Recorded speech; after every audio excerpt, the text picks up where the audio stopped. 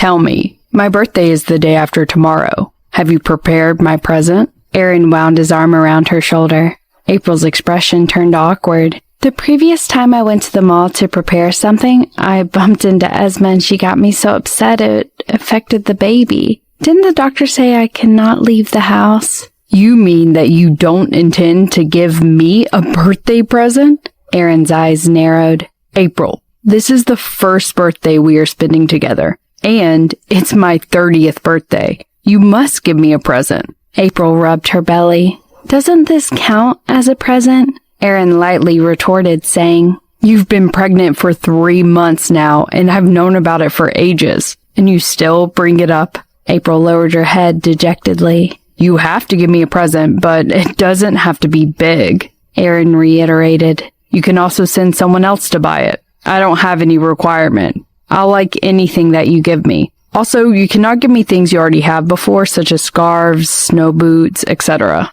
You can't just give me clothes either. I have a lot. Who was it that said he had no requirement? Just before he was about to fall asleep, Aaron received a call. April was also drifting off to sleep when she heard him talking solemnly on the phone. I'll go ask her. She's being ridiculous. Who provoked you? April woke up and asked nonchalantly. Sylvia. Aaron's expression was dark. She applied for a transfer to the police detective task force without telling me. My mom just called me about it. April was stunned. No matter how little she knew about police, she was aware that the detective had to conduct investigative work on crimes and even solve big cases like drugs, terrorism, and the mafia. It was relatively more dangerous. I previously told her to change her career to prosecutor or lawyer, but she wouldn't listen. Now she is even going to the police detective team? She really doesn't let me have a moment of peace. Aaron was upset. Actually, she has been performing well recently. However, I've instructed the people at the station not to let the higher-ups transfer her towards criminal justice. She also promised me that she will quietly stay at the police station handling small cases. Now, she's going back on her word. What angers me the most is that my father actually agreed this time. He must be crazy. He only has one daughter. What if an accident happens? April was silent for a while before saying, Could it be because Jeremy entered the police force, and if she enters the police detective team, she will have more opportunities to meet Jeremy in the future? At her words, Aaron's face became clouded and he grew silent. The next morning, Aaron drove to the police station without even eating breakfast. Sylvia had only just put on her uniform and sat down when her office door was kicked open. Aaron marched in, his expression tight. Why didn't you tell me about you applying to the police detective team? If your current job is too mundane, your chief has already told me that you will be promoted at the end of this year. When you make this kind of decision, have you considered Mom's feelings? She was so anxious. She was going crazy last night. Mom looked for me last night. I've made up my mind. Sylvia calmly put on her police beret. I'm not bored of these mundane tasks. I just really want to be a police detective. Don't talk to me about this nonsense, Aaron said coldly. Is it because Jeremy entered the police force and is in charge of the police detectives that you want to transfer over? Sylvia was stunned. No.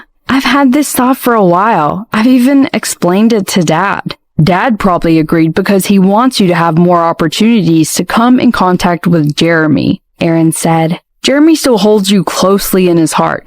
Give him any sort of hint, and you guys have a chance of reconciling any time. I've already said that I want to go over to the police detective team a long time ago, but all of you won't listen to me. Now that I've polished my skills and have some experience, I believe that I can take on this job. Sylvia stood up. I admit that I initially did this job because of Jeremy, but I've grown to like being a cop. I'll protect myself properly, not for myself, but for my family. I have to go on patrol now. After this month, I'll be going to the police detective team. You should stop bothering me. Sylvia? Aaron grabbed her arm. Sylvia suddenly blinked at him and said, What? Didn't you always just see me as a blade of grass? You won't suddenly tell me that you love me very much, would you? I'm sorry. I can't say those kind of mushy and disgusting words while looking at your face, Aaron said. What's wrong with my face?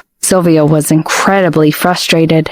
Remember to come for my birthday tomorrow, Aaron said. Uh-huh. Jeremy will be coming too, Aaron added. Sylvia turned away. What present do you want? It doesn't matter. It's not a present from April anyways. I'm not very concerned about anything else. Sylvia didn't want to see him for even a moment longer. However, the thought of seeing Jeremy the next day made her feel troubled. After she left, Aaron helplessly sank into deep thought. Since he couldn't persuade her, he could only contact the people of her team to let her do some analysis and research in the office. It was a silent night. April had maintained a regular sleep schedule as soon as she got pregnant. She was afraid that her erratic cycle might somehow impact the baby. Tonight, she was in a deep sleep when she was suddenly woken up. She groggily opened her eyes. Aaron's handsome face was right in front of her. April. What's wrong?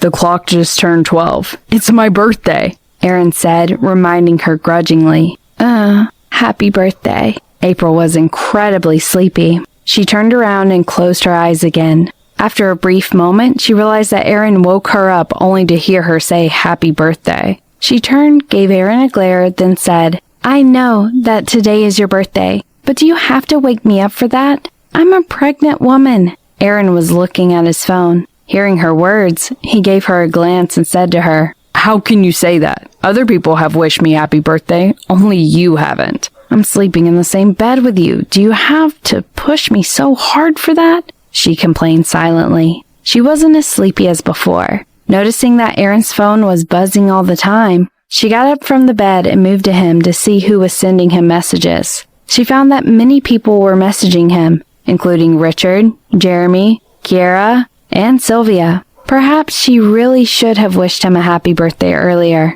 However, as a pregnant lady, she was always tired and sleepy. You were not staying up only to hear me wish you happy birthday, are you? She asked. Is that even possible? Aaron gave her a proud glance and said, Every year, there was always a bunch of people wishing me happy birthday on WhatsApp. Those messages would wake me up anyway, so I didn't go to sleep earlier. Well, sometimes being too popular can really bring you some small problems. You wouldn't understand. After all, you only have one good friend, Winnie. April stayed silent. Damn you. I know it's your birthday and that you're proud, but you don't need to touch someone else's sore spot just to brag about yourself, she thought. Ryan was my good friend. You were too strict on me, so I lost many male friends, said April unhappily. You're not popular. Don't blame others for that. April gave up arguing with him. She opened Richard's message on Aaron's phone.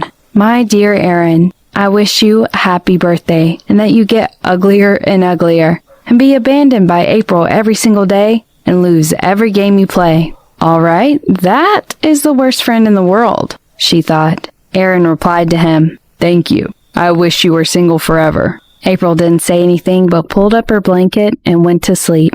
Next morning, April picked up her phone to check social media postings made for Aaron. At midnight and 5 minutes, Aaron Bennett made a post. April woke me up at 12 and whispered in my ear, Happy birthday, my dear husband. I want to celebrate your every birthday together with you. I feel so happy. This birthday is meant to be different. A series of comments were left under that post. Richard Jones, why don't I believe you? Sylvia Bennett, are you sure it wasn't you waking my sister-in-law up? Caitlin Bennett, are you sure you didn't wake April up instead? Jeffrey Diaz, who allowed you to sleep in the same bed with April Eisenberg? Melissa Diaz, Jeffrey, call her sister. Don't make me say this again. Jennifer Atkinson, happy birthday, Mr. Bennett. Winnie Adler, happy birthday, Mr. Bennett. Please don't forget that April should avoid all kinds of intense exercise just now. Emily Mage, happy birthday, young master. Happy birthday. Please let April sleep. Aaron Bennett replied to everyone, Thank you all for your good wishes. Some people are mean to me because they are jealous of me. I won't mention their names. April dropped her phone. She felt speechless. She went downstairs and unexpectedly found that Aaron wasn't there. She asked Sister Emily where he was, and she told her that he went to work. She called him and said, Working on your birthday? I have to. You have accidentally become the daughter of the heir of the Diaz family. I need to work hard to earn more money so I can match you. Aaron laughed. I'll pick you up at 11. We'll have lunch together. I've invited your mother and Jeffrey, so they'll be there. Oh, all right. April paused briefly, then said, Your social media post? I have lots of work to do. See you. Aaron ended the call. Standing beside him, Marvin said, Mr. Bennett, no work is so important you still have time to talk to Miss Eisenberg. I'm a man who can clearly distinguish between working time and personal time. Aaron responded bluntly, then turned on his computer, showing his cold side to Marvin. Marvin didn't know how to respond. Who reads astrology books and sweet-talking strategies at work? Marvin thought, can never be too shameless. At 11 o'clock, April got into the Maybach. She was wearing a pleated dress and her hair was coiled into a bun. She looked adorable and also sexy. No one could tell that she was over 3 months pregnant. Recently, she always wore pajamas and t-shirts at home. Aaron hadn't seen her so well dressed in quite a while. So seeing her, his eyes glowed. April, is this my birthday surprise? He said. Yeah, you see, I changed my clothes a couple of times before leaving home. Can I not give you a present? April joked. In your dreams, said Aaron. April snorted. Your social media post? Before she finished, Aaron pulled her closer and whispered to her, Marvin is driving. Don't embarrass me. April was speechless. You don't want to be embarrassed, huh? Why didn't you think about that when you made up that lie? She thought. However, she decided to turn a blind eye as it was his birthday. Are you sure that the lunch will be peaceful? April sighed. Bennett family, Morrison family, and April's family would be together. That sounded very complicated. It has to be. I'll talk about our wedding. Aaron held her hand and said, You are pregnant. We can't postpone the wedding any longer or your family might be unhappy. April nodded. She was still nervous, though. In the VIP room in the restaurant, Caitlin, Zachary, and his wife arrived first. Sitting beside his mother was a gentle-looking man wearing glasses. He was a middle-aged man but looked very healthy and energetic. They looked like a perfect couple. April was surprised to see him. Caitlin introduced him to Aaron and April. This is Percy Thames. I think you know him? I've heard so much about you. Aaron shook hands with him and said, Uncle Percy, I've read a lot of your books about finance when I first entered the financial industry. You have very unique viewpoints. I was being an armchair strategist while you were doing a really good job in the business world. Percy gave a smile. Esther said, I wouldn't sit together with your family people if it's not your 30th birthday. All right, the guests will be arriving soon, Zachary reminded her. Before long, Richard arrived. After him came Melissa and Jeffrey. Aaron introduced them to the others. April, your brother is so pretty. When I was pregnant with Aaron, I wanted a pretty boy too. But in the end, I had a naughty son. Caitlin chuckled, looking at Jeffrey. My son is naughty too. Melissa gave an awkward smile.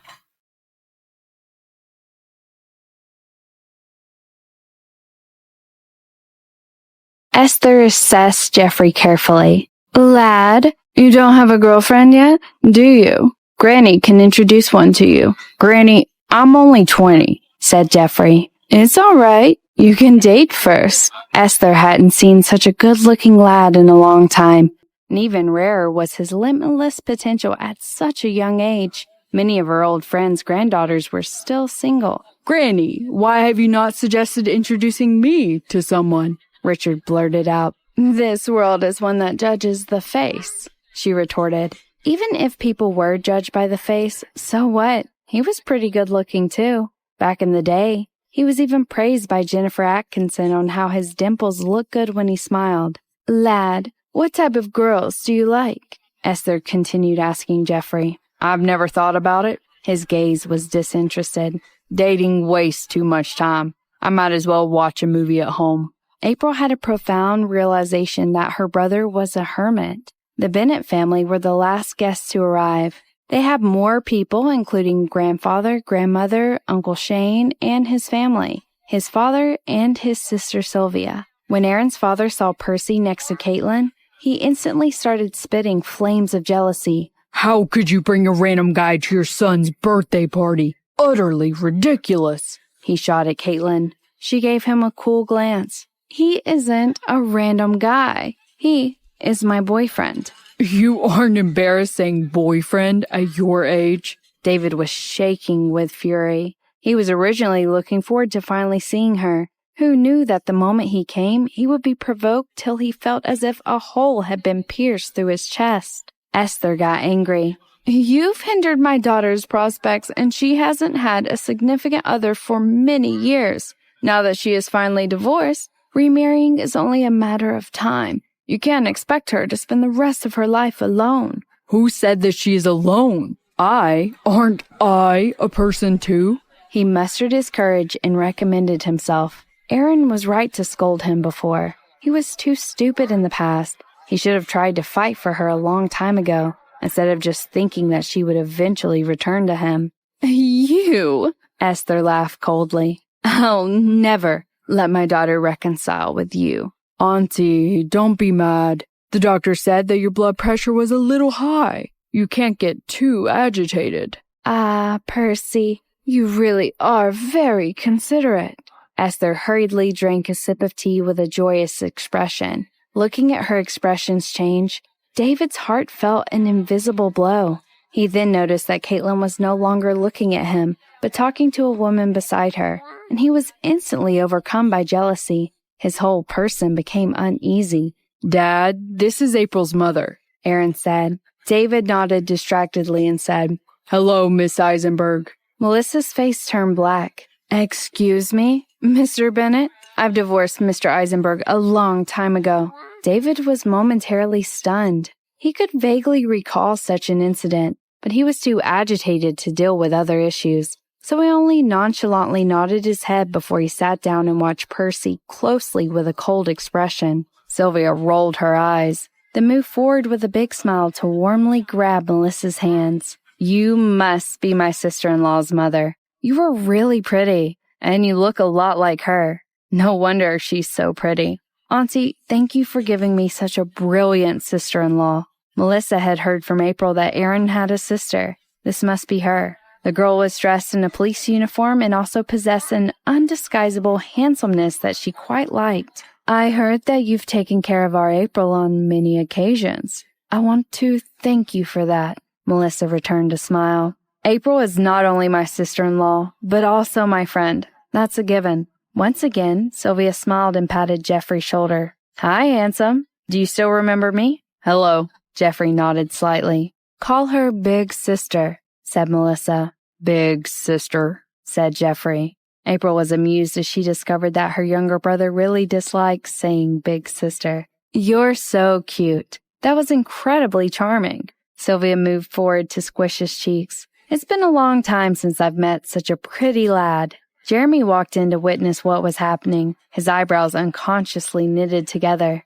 The old grandpa glared at Sylvia. What's your behavior? You can't touch a boy's face so casually. What's wrong with that? I treat him like my younger brother, Sylvia said, pouting. April smiled. Jeffrey is pretty, but the lad they brought home the last time is not bad either. Which young lad? Grandma Bennett's interest was perked. Incredibly graceful, April said. Jeremy, Richard called suddenly. The words died on April's tongue. She turned around and realized that at some time, Jeremy came to stand behind her. His expression was serene. Jeremy extended the gift in his hands towards Aaron. Birthday present. I wasn't sure what would be a good gift, but I just bought something anyhow. Thank you.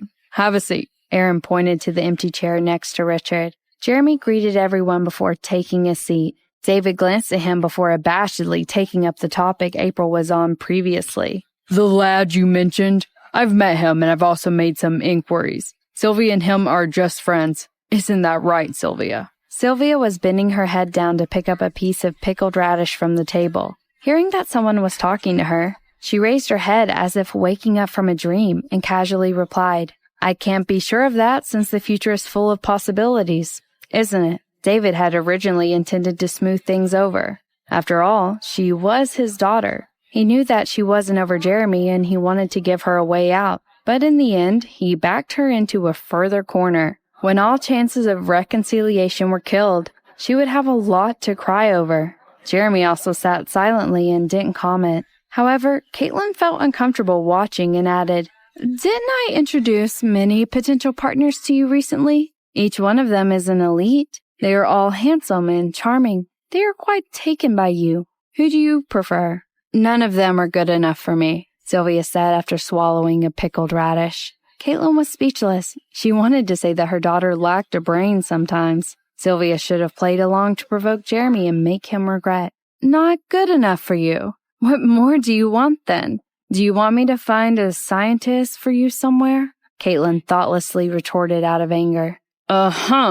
David choked on his coffee. Caitlin glared at him, of course. "Of course I will be involved. In fact, I'm going to make sure that it will be done properly and lavishly." "Good then." David looked satisfied. Caitlin was frustrated. Percy, who was sitting beside her, stroked her hands. David was overwhelmed with jealousy and stood up abruptly. Everyone turned to look at him. "I'm going to the loo." David promptly left his seat. Grandma Bennett nudged her grumpy partner and smiled at Melissa. "I'll look for a good date later, but I'm afraid the wedding will have to be held here since Aaron's father is a military man. We won't scrimp on April. The monetary gift will be prepared properly." Although Melissa was not a fan of the old man's attitude, she had to reciprocate the old lady's amicable gesture, so she replied graciously, "Aaron already prepared the monetary gift." "Oh, really?" Grandma Bennett turned to look at Aaron. Aaron nodded his head. Sylvia was curious. "Wow, brother, how much did you prepare? My sister-in-law is worth millions at least." Aaron looked at her casually. "Of course. You didn't need to say that." "Brother, you were so generous." Sylvia gave him a thumbs up. April rolled her eyes silently in the corner. "He only prepared $1,000. He was so thick-skinned to lie about it." Second Aunt Bennett said sourly, "You are so amazing, April. You won't have to worry about anything for the rest of your life once you're married. Although you have your father's film company back now, you still must worry about whether the company can support itself. I heard that your company isn't doing so well either. A lot of the investment funds pumped into the corporation were lost when Isaac was managing the company. Many of the artistes in your company are breaking their contracts as well. It would be quite a feat to reorganize the company, wouldn't it?" Grandpa Bennett was upset again. He seriously doubted April's intentions in marrying his grandson. He was certain that she was in it for the money. "Are you planning to use the monetary gifts to balance the accounts?" He would never allow his grandson's money to be used like that. April could sense what Grandpa was trying to get at, and she was displeased. Before she could speak, Jeffrey answered coldly. "So what if she did? Since April is marrying Aaron, she is his wife. Isn't it natural for the husband to provide money for the wife to spend? Grandpa, have you never given money to Grandma? Have you never extended your generosity to her relatives in all these years?" He paused before continuing. "Furthermore, we don't care for your money. I'm afraid you have not kept up to date with the news. My mother has already transferred $10 billion to Starlight Films. We don't need your help." Grandpa Bennett and Second Aunt Bennett looked glum. Although they weren't sure what her mother did, they knew that she had money. Little did they know she had so much of it. April looked at Jeffrey warmly and smiled gently. "Call me sister." "Call me brother," Aaron chirped along. He couldn't stand the couple. April wanted to pinch her brother's cheeks as she watched him twitch with annoyance. She didn't expect him to speak so eloquently at such a young age. Grandma Bennett looked at Grandpa Bennett grumpily and said, "No wonder you weren't willing to lend me money when my sister was in trouble all those years ago." "How long ago was that?" Grandpa Bennett hurried to explain things. "Don't you know what kind of person your sister is? We can lend your family money, but we'd really be causing her harm if we lent her money." Grandma Bennett grunted. "You patronized me with that then as well. I believe what you said, but now I seriously question whether you were just being stingy towards my family." Jeffrey took a sip of his hot tea and added, "Women are always easy to lie to. Men are good at crafting lies, but one day the truth is always revealed." "Watch what you're saying, little brat." Grandpa Bennett was furious now. "I was only asking. I didn't say anything else, did I?" Jeffrey looked up. "Are you saying that my sister can use Aaron's money in whichever way she deems fit?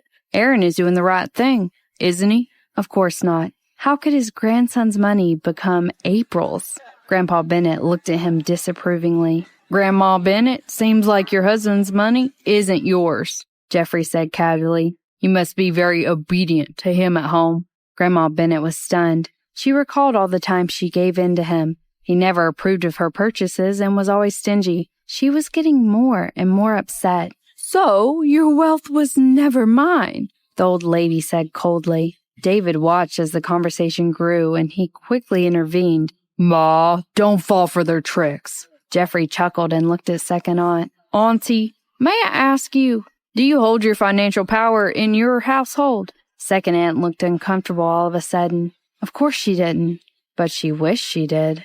I'll take that as a no then. Jeffrey shook his head and looked at April. Sister, you have to grab hold of the financial power in the future. I'm a man, and I understand how men think. Most of them don't want to hand over their power and are trying to hide their assets. Once you meet a younger, prettier woman, they will abandon their original wife. If they were really in it for life, they wouldn't need to hide their wealth in their bank accounts. There are so many examples out there. Women abandoned by their husbands once they are old and yellow. Second Aunt started patting her face. She was an old and yellow woman. She glared at Shane warily. Don't listen to his nonsense, Shane said angrily. He isn't even married yet. He knows nothing. Jeffrey lifted his cup nonchalantly. I know that when I'm married in the future, I would definitely help her family if anything happens. I would hand over my salary and my bank details and include her name on all our assets. Saying this, Jeffrey glanced at Grandma Bennett and Second Aunt, knowing that he did well to defend his sister.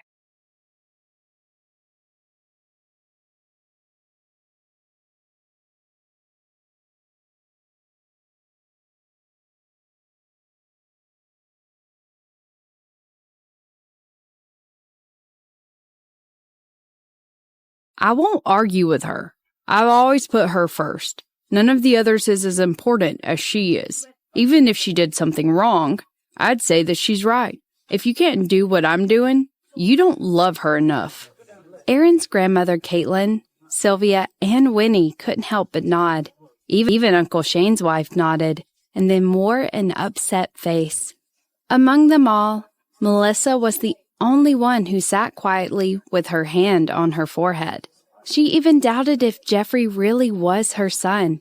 He had no interest in women at all, yet he made a speech like that. Jeffrey, I can't agree more. Sylvia's eyes glowed. You're young, but you're really the best boy that I've ever seen. I wish I was a couple of years younger. I'd certainly go after you. Jeremy didn't put her first in any situation. Why? Because he didn't love her enough. Thank you. Jeffrey raised his wine glass. Before he put the glass to his lips, Winnie slapped him on his shoulder and said, Kid, the daughter of a friend of mine is a really good girl. I have to introduce you two to each other.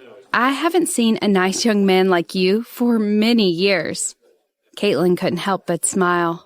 Why don't you be my godson? I really like you. What do you think, Miss Diaz? She said. Melissa didn't know what to do. Her son had almost brainwashed these people. Aaron felt lucky. Thankfully, he had given his bank cards to April long ago. Otherwise, April would certainly think that he didn't love her enough. Normally, Jeffrey looked cold and proud. However, he turned out to be a good public speaker and very good at sowing discord between people. He was also too good at winning the favor of ladies. Within a short while, the whole group of women had grown fond of him. Even his mother wanted him to be her godson. Aren't we talking about my wedding? He couldn't help but remind those women. Yeah, I almost forgot about that. Caitlin nodded, then continued talking about the wedding. A couple of minutes later, David returned with a sullen face. After a short conversation with the others, he suddenly detected a strange atmosphere among the families. His mother had been ignoring his father. Shane's wife was focusing on the food silently, like a defeated rooster, without saying a word to her husband. After facing their wives' grievances, Aaron's grandfather and Shane didn't dare to say anything else. The lunch lasted until 1:30. Aaron escorted the two old ladies to their rides. Sylvia needed to work in the afternoon. While heading towards her car, she heard someone behind her, then turned to find Jeremy following her. He was wearing a gray polo, looking heartless and handsome as usual. She hadn't seen him for 4 months. He was as tall and strong as always. His wide shoulders gave off a manly vibe. Maybe because of the summer sun, his skin was darker than before. Her brain went blank for a second. Then she walked quicker. Sylvia, wait! Jeremy called her name. Sylvia had no choice but to slow down. She turned, looked at him blandly, and asked, "How can I help you?" My car is over there too. Let's walk together? Jeremy quickly walked to her and looked at her gently.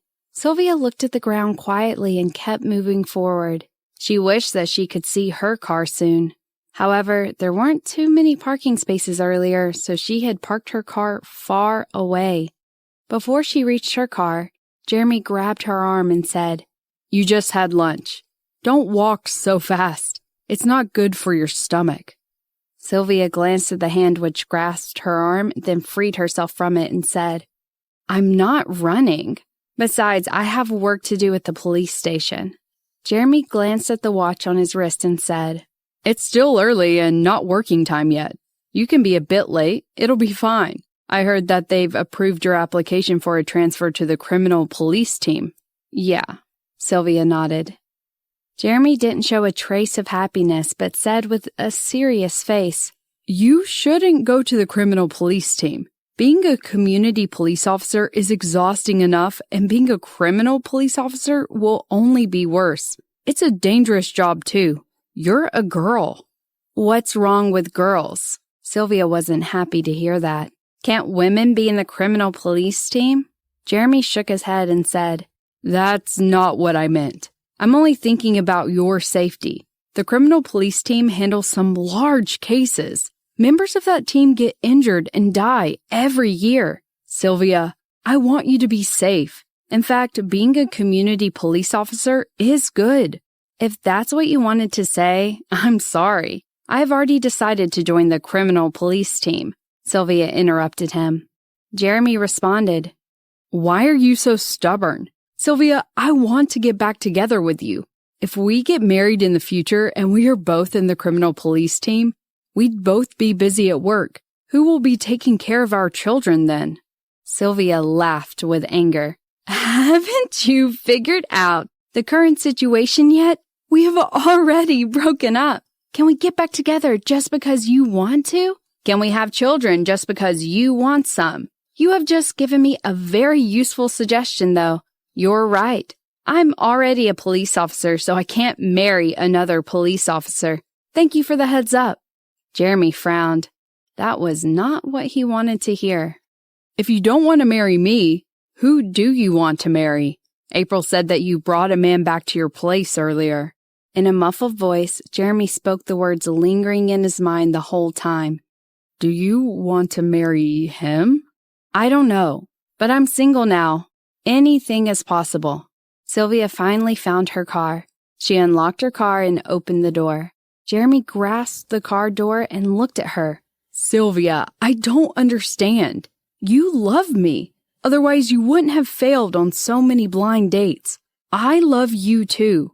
Are we really breaking up because I was with Jenica without telling you when she got drunk? If something was really going on between us, I'd have been with her for a long time. She and I are friends. Can I even have a female friend? I promise you that I'll never lie to you again." Sylvia's heart missed a beat. For a moment, she was shaken and almost accepted his promise. She had been on a lot of blind dates, but never felt a thing. Late at night, she always thought of him. In fact, she believed that he likes her. However, that was not the kind of like that she wanted. They had broken up for a couple of months. During that time, he never even called her. At festivals, he texted her. Could he possibly be too busy in the army to even make a call? Seriously, how could someone remain so calm when he or she was in love with another person? "Jeremy, You may not know that previously my brother and April broke up, Sylvia said. April broke up with my brother. She was threatened by Esma. At first, my brother didn't know about it. He didn't accept the breakup, or he couldn't accept the fact that she wanted to break up with him. In order to win her back, that proud man put himself in a very, very low place. Sylvia paused and said, he chased her all the way to the school and confessed to her during class. He cooked and recited poems for her, then stood below her apartment in the rain, hoping for her to change her mind. Even when she ignored him, he persisted. Jeremy looked shocked. He didn't expect Aaron to do such things. You want me to do that for you? You won't, because you are too rational. You won't love me like my brother loves April. You will be fine without me, and you can go about your day as normal. You will not sink into despair if I leave you. You will not give up your pride to win me back. I'm just envious of a love like theirs, Sylvia said truthfully. Jeremy pursed his lips before responding. Everyone handles things differently. I'm not like your brother. You know how I am. When you said that you wanted to break up, I thought we were going to take time off to cool down. After the break, we would come to realize how important we are to one another and grow to treasure this relationship more. Yeah, in your world, we can take time to cool down no matter what the issue was. After 4 months apart, you are still the same as before, not fatter or skinnier, the same cheerful man. I lost nearly 5 kilograms. Sylvia shrugged sarcastically and shut the door. Jeremy pounded on the window. She hesitated before lowering the window. Sylvia, I can't give you such a passionate love if that's what you're looking for. I'm past that age now, but I can tell you with certainty that I will treat you well if you marry me. I will dote on you and I will love my family. I will be responsible and I will never do anything to let you down. You're not a child anymore. We've all grown up. Most men in this world are rational. Even if you find another guy that showers you with grand gestures, they will come along with a complicated past and a history of many previous relationships. They could break up today and find someone else. Tomorrow, they might even be after your family's wealth. Or you could find someone younger, immature, and you would have to take care of them for the rest of your life. Sylvia, you still haven't grown up after all. You need someone to take care of you. Sylvia laughed. This is what you think of me? I think you've forgotten that you enlisted when you were 18 when we were already together. You weren't around all this time. If I hadn't grown up, how did I manage all these years? Even though I led a disorganized life, I've been independent for a long time now. I thought I was going to marry you, become a military wife. I was preparing myself to be much more resilient than others. I only act in a childish manner in front of you because you are my lover. You said that you would dote on me and treat me well, but have you ever done that each time you were back from camp? How can I count on the fact that you would change once we marry? Perhaps you have forgotten the trigger of our breakup. I hadn't had dinner, and I wanted you to deliver some food to me. You said no, and you insisted on staying with Jenica.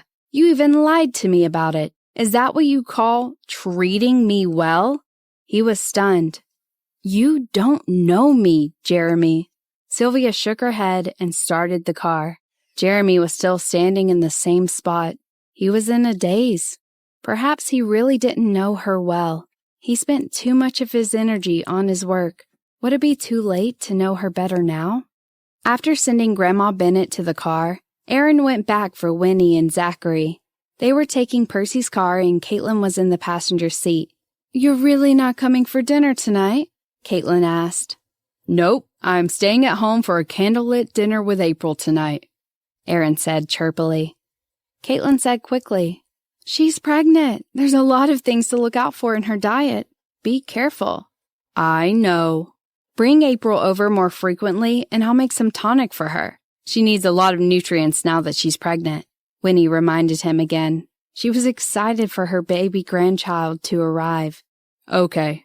When the car left, Aaron turned to see David standing gloomily behind him. Why haven't you left?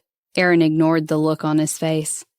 That man! Why didn't you tell me? David pointed angrily at the car that was pulling away. You should have stopped him from coming.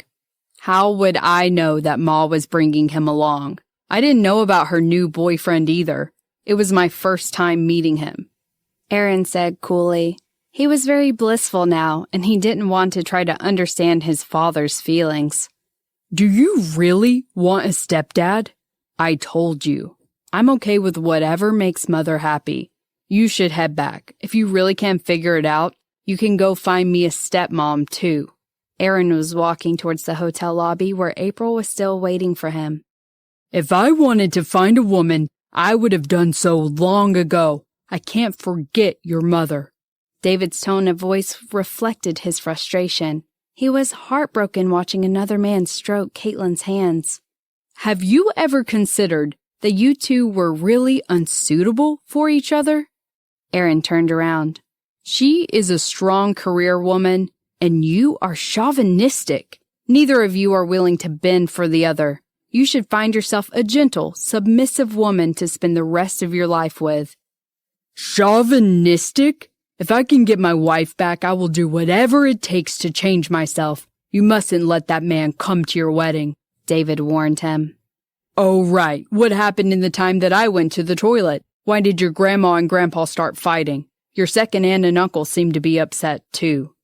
Old couples. It's normal for them to have some conflict. Aaron didn't sympathize with them at all, especially his grandfather. It was about time that Grandma taught him a lesson. Aaron found April at the lobby. She was playing with her mobile phone. Where's your mother and Jeffrey? They've left. April kept her phone. You should have asked them to wait for me to come back, Aaron said. My grandfather's attitude wasn't too great. It's all right. I don't think your grandma will go easy on him this time. Your second aunt and uncle will be having a difficult time at home, too. April was smiling. She was a little glad about how things had turned out. Aaron glanced over at her. Your brother shouldn't be a director. He's so good at acting. He's probably still a virgin. So what if he's a virgin? Weren't you one until you were 29? My brother is only 20. That's because something was wrong with my body. April raised her brows. Are you telling me that you would have lost your virginity much earlier if there was nothing wrong with your body? Who were you planning to lose it to? Jenica? Aaron shut his mouth. April snorted and said, My brother is the best. His future wife will live a happy life. Aaron responded speechlessly. Do you really believe him? I believe him, April nodded. Because I'm a good woman. My brother is like me, so he's a good man. Sadly, he's a little too young. Otherwise, I'd set him up with Winnie. Marvin likes Winnie, Aaron reminded her bluntly. Oh, yeah, April nodded. I'm just saying, I know it's impossible. Back in the car, April buckled up and said, Your father seemed to be quite frustrated. Is he okay? Aaron responded while driving. He's still alive. April sighed. That's obvious, isn't it? She thought. What do you think about Percy, the man your mom brought to the lunch? He got married 10 years ago and then divorced. He's been pursuing my mother for 3 or 4 years. He waited all this time for her to get a divorce. April understood. So he's passionately in love with her. Just now, during the lunch, he took really good care of your mom. He's good, actually. A woman might want to be with someone she loves when she's young, but when she grows older and older, she might change her mind and feel that she needs someone who loves her, to protect her and take care of her. I wish that there's someone to take care of her, too. Aaron had a complicated look in his eyes. Oh, April, where's my birthday gift? Didn't you change the topic a little too fast? April thought. She couldn't react immediately.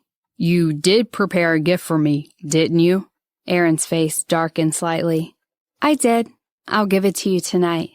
April replied vaguely and turned her face away. Only after hearing that did Aaron's face turn happy from sulky. It was his birthday. They went home pretty early, so Aaron bought 2 movie tickets. It was the summer vacation, so many movies were on. When picking the movie, Aaron asked for April's opinion. "What do you want to watch?" April had read some reviews online. She thought for a moment, then said, "Detective Hopper." Aaron nodded, then turned to tell the ticket seller, "2 tickets for Operation Desert Storm, please. We want seats in the middle." For a moment, April didn't know what to say. She patted him on the shoulder and said, "I said Detective Hopper." "I know. I only asked you what you want to watch, but didn't plan to let you choose the movie," said Aaron. She wanted to hit him. The ticket seller was speechless too, but he still said smilingly, "A lot of people come to watch Operation Red Sea these days. The story is good. The box office receipts for that movie have gotten really high." After getting the tickets, Aaron asked, "Do you want anything to eat?" April rolled her eyes and said, "You've made me so hungry that I've already lost my appetite." "It's my birthday today," Aaron reminded her. "All right, it's your birthday, so you're the boss today," April thought, keeping herself from losing her temper. They saw a lot of people waiting in the waiting room. Aaron had his eyes fixed on the screen the entire time. While leaving, he sighed. "That movie was a little exaggerated, but it made my blood boil. I even want to rejoin the army after watching that." "You can go. I won't try to stop you," April thought. "Our country is so powerful," Aaron carried on. "Yeah, you're right," April agreed absent-mindedly. After getting into the car, April heard Aaron calling Marvin. "Book the whole movie theater. Tell all the departments to watch Operation Red Sea. We need to build some patriotism in our company." April didn't know what to say. She guessed every woman who has married a retired soldier would share her feelings. "Why are you looking at me like that?" Aaron ended the call, then suddenly looked at her and said, "You don't seem to approve." "That's not true." April shook her head hurriedly. Aaron snorted and said, "Don't I know that? You little girls never love the country enough. Your patriotism needs some cultivation. I'll introduce you to a few good war-themed films tonight." April stayed silent. "Please don't. I don't like war-themed films," April cried in her heart. It was about 6 when they got back to the villa. The sun was setting. By 7, Sister Emily had prepared dinner. She lit 2 candles on the table and then went into the kitchen along with Derek. While drinking the chicken soup, April looked at the 2 red candles and felt strange. Was this a candlelit dinner? Shouldn't they be having some exotic food? "Don't you feel weird having these home-cooked dishes with 2 candles?" April asked in a low voice. She would rather turn the light on. "I don't." Aaron cut through a piece of his steak and put it into his mouth, thoroughly enjoying it. April wanted some of that too. "I want some," she said. "No, you need to maintain a healthy diet." Aaron refused without mercy. April clenched her teeth. "Then you shouldn't eat it in front of me. You knew I'd want some. That's not fair. From now on, you can only eat what I can eat." "That's not fair. You should get used to it." April put her hand on her forehead. She couldn't tell why, but she really wanted to kill him at that moment. She regretted carrying his baby. The shameless Aaron finished the food, then spread his hands and asked her, "Where's my gift?" April was grumpy. "There's no gift for you," she said. Hearing that, Aaron immediately wore a disappointed look on his face. He had started looking forward to her birthday gift a long time ago. "All right, I got your gift." April helplessly stood up, opened a door of the wine cabinet, took out a wrapped gift box, then handed it to him. Aaron's eyes instantly shone. Holding the box, he was very happy. "I haven't received a birthday gift from a girlfriend for nearly 10 years. "You don't need to mention the fact that you have an ex-girlfriend." April gave him a cold glance. Aaron still couldn't help but feel thrilled. "What did you get me? I'm so smart, but I don't have a clue what it is. It's really a surprise." "Just open it. You'll know." After saying that, April lowered her head. Aaron unwrapped the box. It was a brown paper box. He opened it and found another paper box in it. He opened the second box and found a third box. He opened 6 boxes in a row. His face became longer and longer. At last, he asked her, "What on earth did you hide in here?" "It's so small, it can't be a ring, can it?" he thought. April stuck her tongue out. Aaron had no choice but to keep unwrapping the gift. He was even desperate when he saw the last, finger-sized box. He opened it and found a note in it. "This is your gift for me? It's just a crappy note. Why did you hide it so deep?" Aaron was so disappointed. "Just read it," April reminded him. He spread the note, saw a line written on it, "I will grant you a wish." "It's 8 in the morning. Get up, work," Richard urged him. "Thank you. I don't need you to remind me." Aaron held April with one arm and said, "A single man like you has no idea what it's like when you have a woman in your arms and feel so reluctant to get out of bed." "I'm single and free," Richard sneered. "Tell me what April got you last night. You liked it so much. I'm going to get Jennifer the same thing." Aaron stayed silent. "Just tell me," Richard repeated. "I don't think you can give her that." Richard paused briefly, then said, "Was it—" His voice trailed off. "Isn't April at risk of miscarriage? Can you have sex? You need to be careful," he continued after a moment's pause. Aaron snorted. "You are so inexperienced. Do you think that having sex is the best thing in the world? You are wrong. There are things more exciting than that," he thought. However, he couldn't tell Richard what it was, or April would be unhappy. These kinds of private stories didn't need to be shared. As he stayed silent, Richard thought he had admitted it. "I really can't give her that then. We aren't even together yet. If I asked her for it, she'd think of me as an indecent man. You can only give her a gift like after you become boyfriend and girlfriend. Bye, leave me alone." Aaron dropped the phone and saw April opening her eyes, who was looking at him drowsily. She hadn't fully woken up yet. Her eyes were watery and her lips red as cherries. It was early in the morning and she looked like a lazy cat. She was so beautiful that even looking at her made his heart miss a beat. Thinking of the gift that he had last night, Aaron held April and kissed her deeply, saying, "April, good morning. I had my best birthday last night and got the best birthday gift ever. It was wonderful." April's cheeks turned red. Her face blushed and her heart raced. Of course, it was because Aaron was way too shameless. "You're not allowed to mention it again." April gave him a warning glare. "Are you shy?" Aaron raised his eyebrows. "What's wrong? Didn't I serve you like that often?" April curved her lips downward and said proudly, "You insisted. Did I ever beg you? When you experience something too many times, it can just become normal to you. Do you understand that?" Aaron paused slightly in confusion, then abruptly gave a smile and said, "Yeah, just normal. I'd like to see how normal it is to you." After saying that, he kicked away the quilt, then quickly leaned in to land a series of kisses on her body.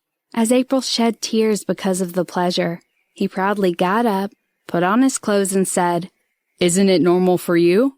Who was holding me, refusing to let go just now?" April gave him a kick and responded shyly, "I'm pregnant. Can't you restrain yourself?" "I did. You were lying there. I didn't even ask you to move an inch. I was the one doing all the work and suffering the bad consequences. Can't you see how uncomfortable I am feeling now?" Aaron snorted, then went to take a cold shower.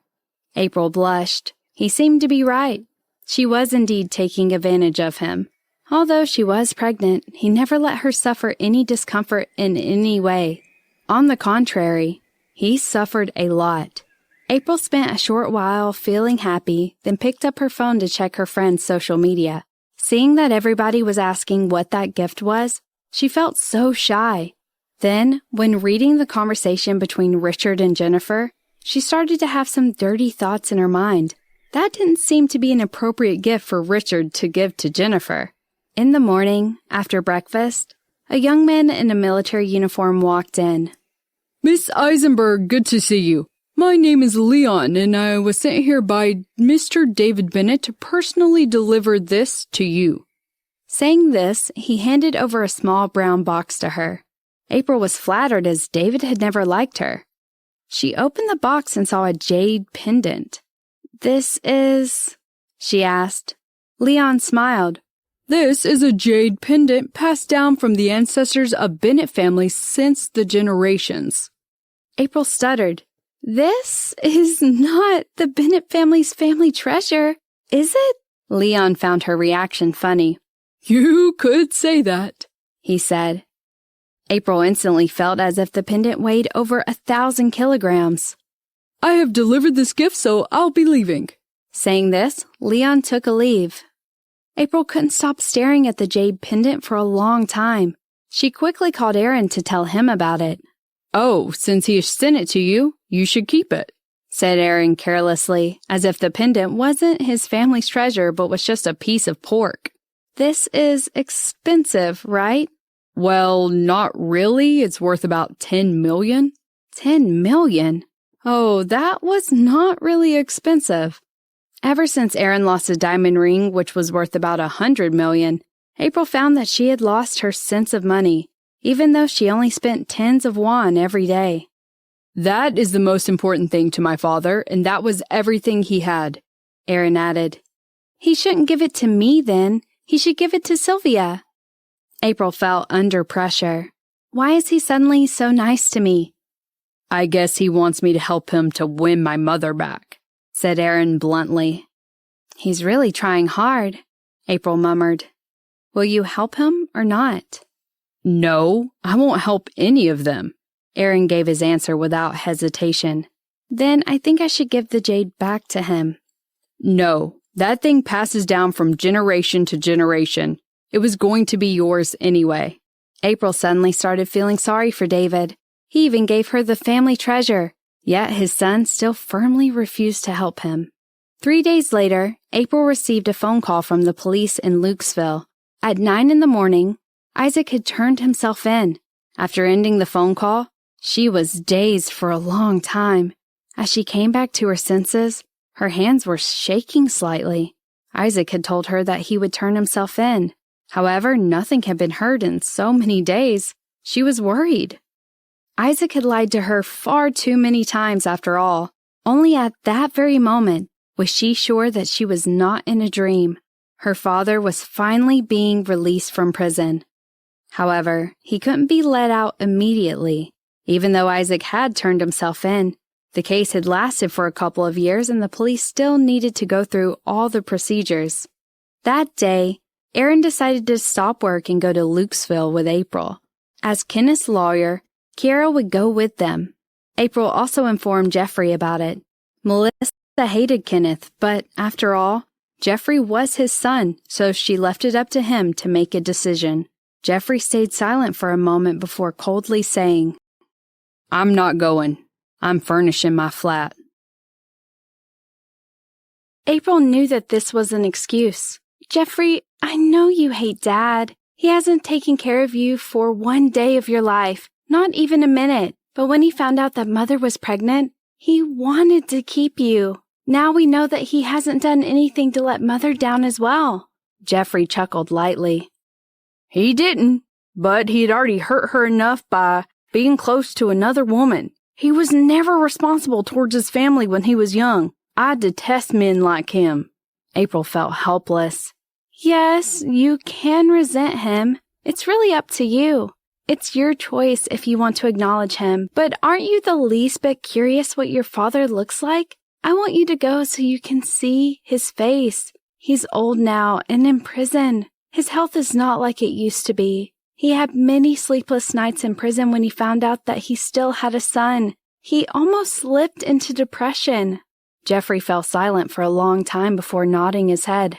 "Okay, I'll go with you, but I'm not planning to call him father.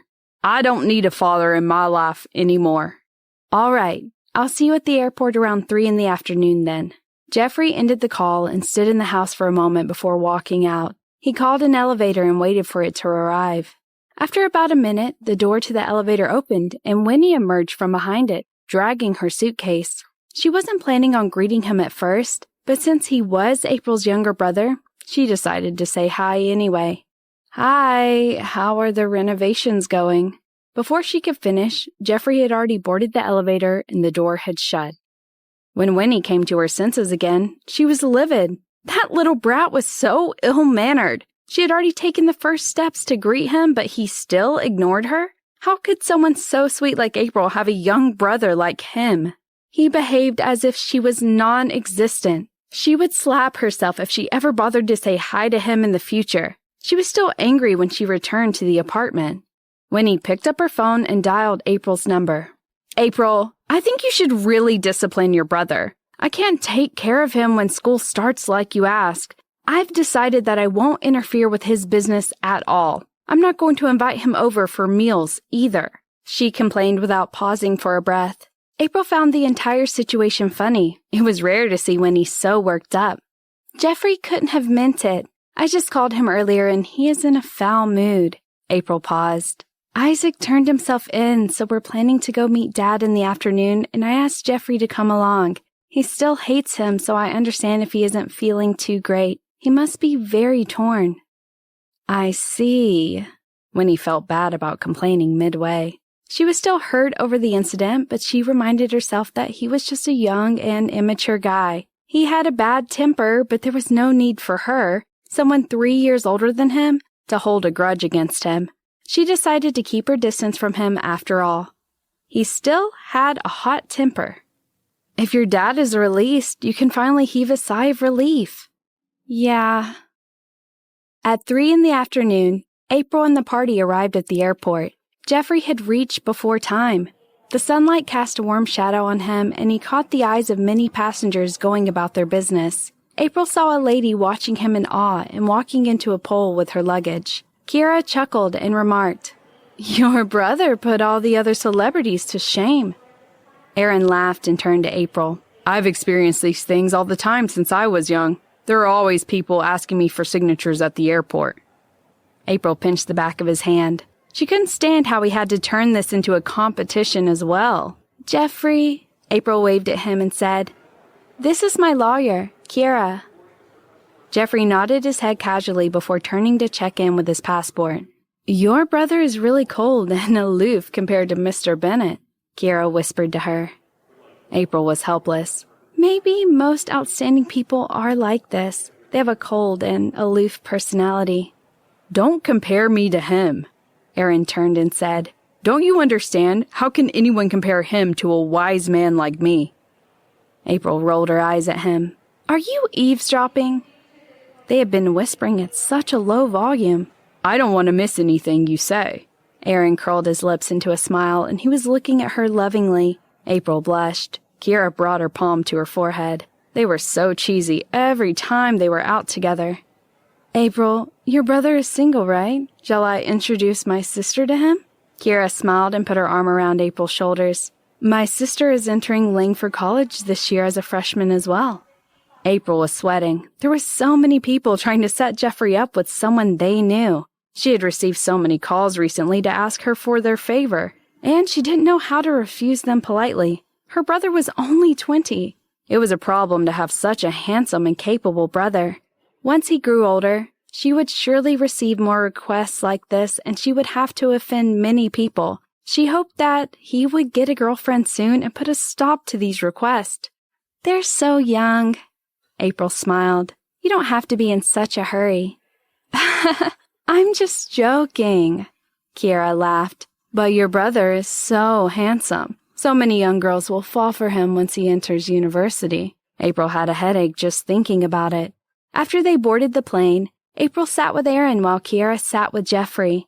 April wanted to swap seats with Kira at first, but Aaron's expression was glum. "Why do you want to sit in the back? Are you treating me like garbage now that you have Jeffrey?" "I have to discuss some things with him. I told you about that." April frowned. "No can do," Aaron denied her. "How can you allow another woman to sit with me? Aren't you worried that she might harbor inappropriate feelings for me?" Kira's mouth twitched.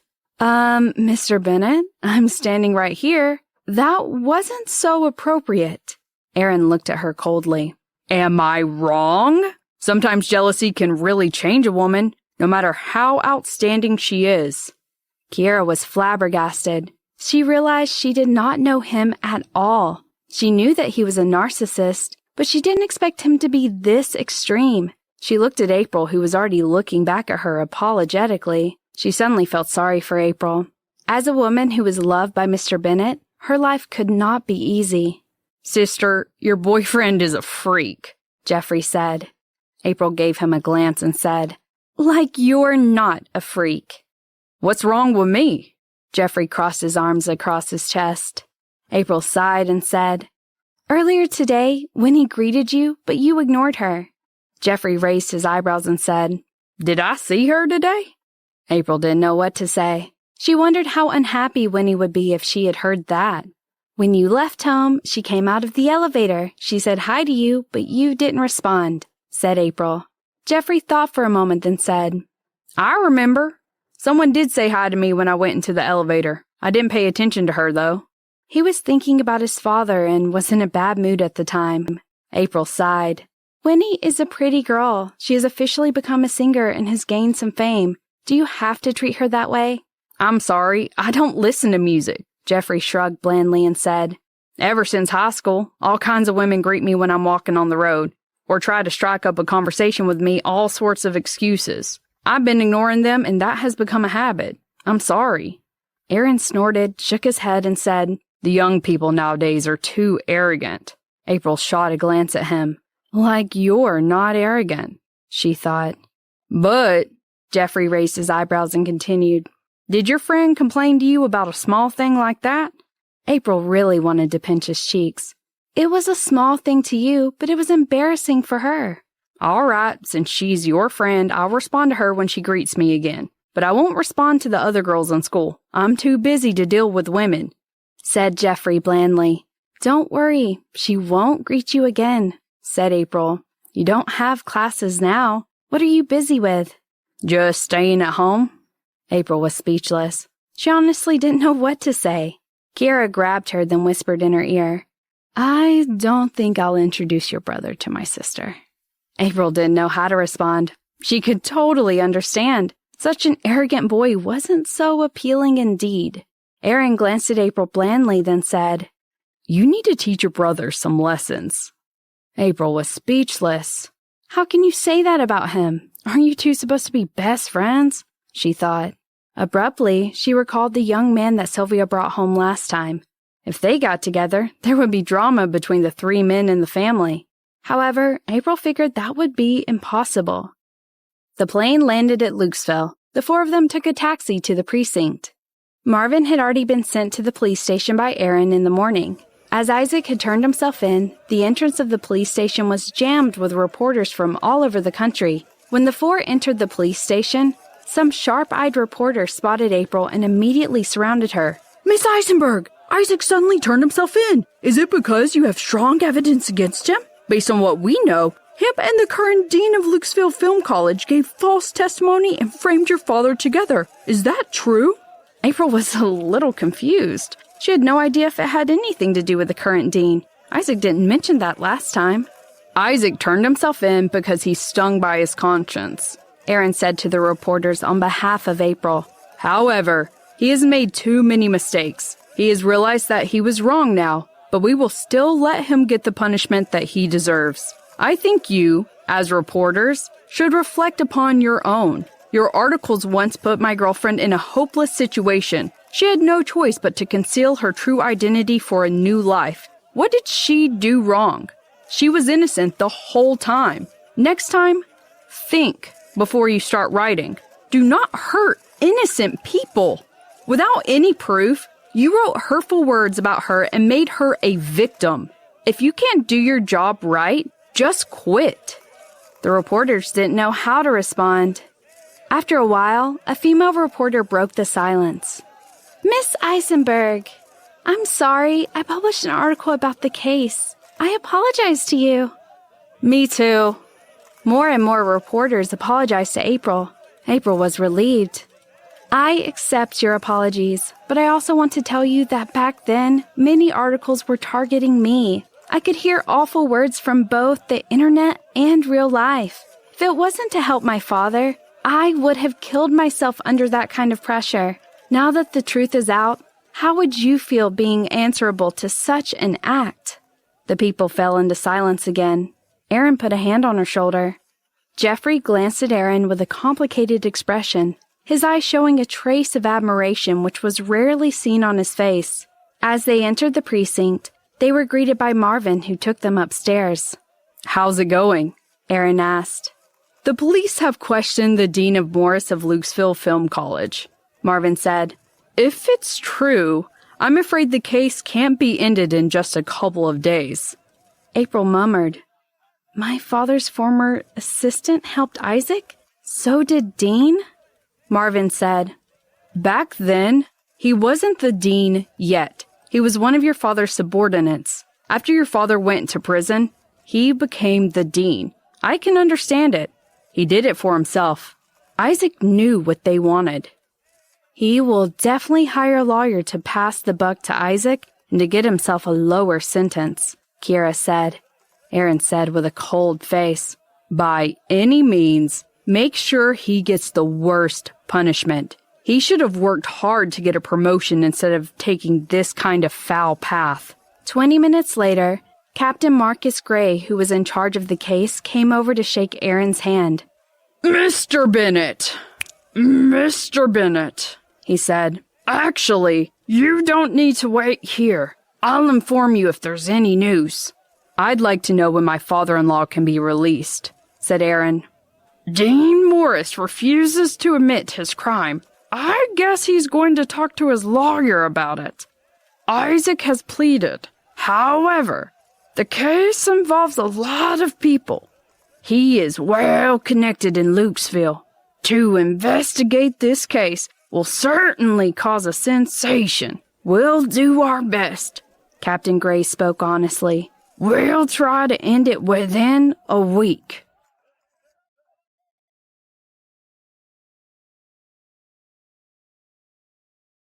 April looked up, but her voice was low.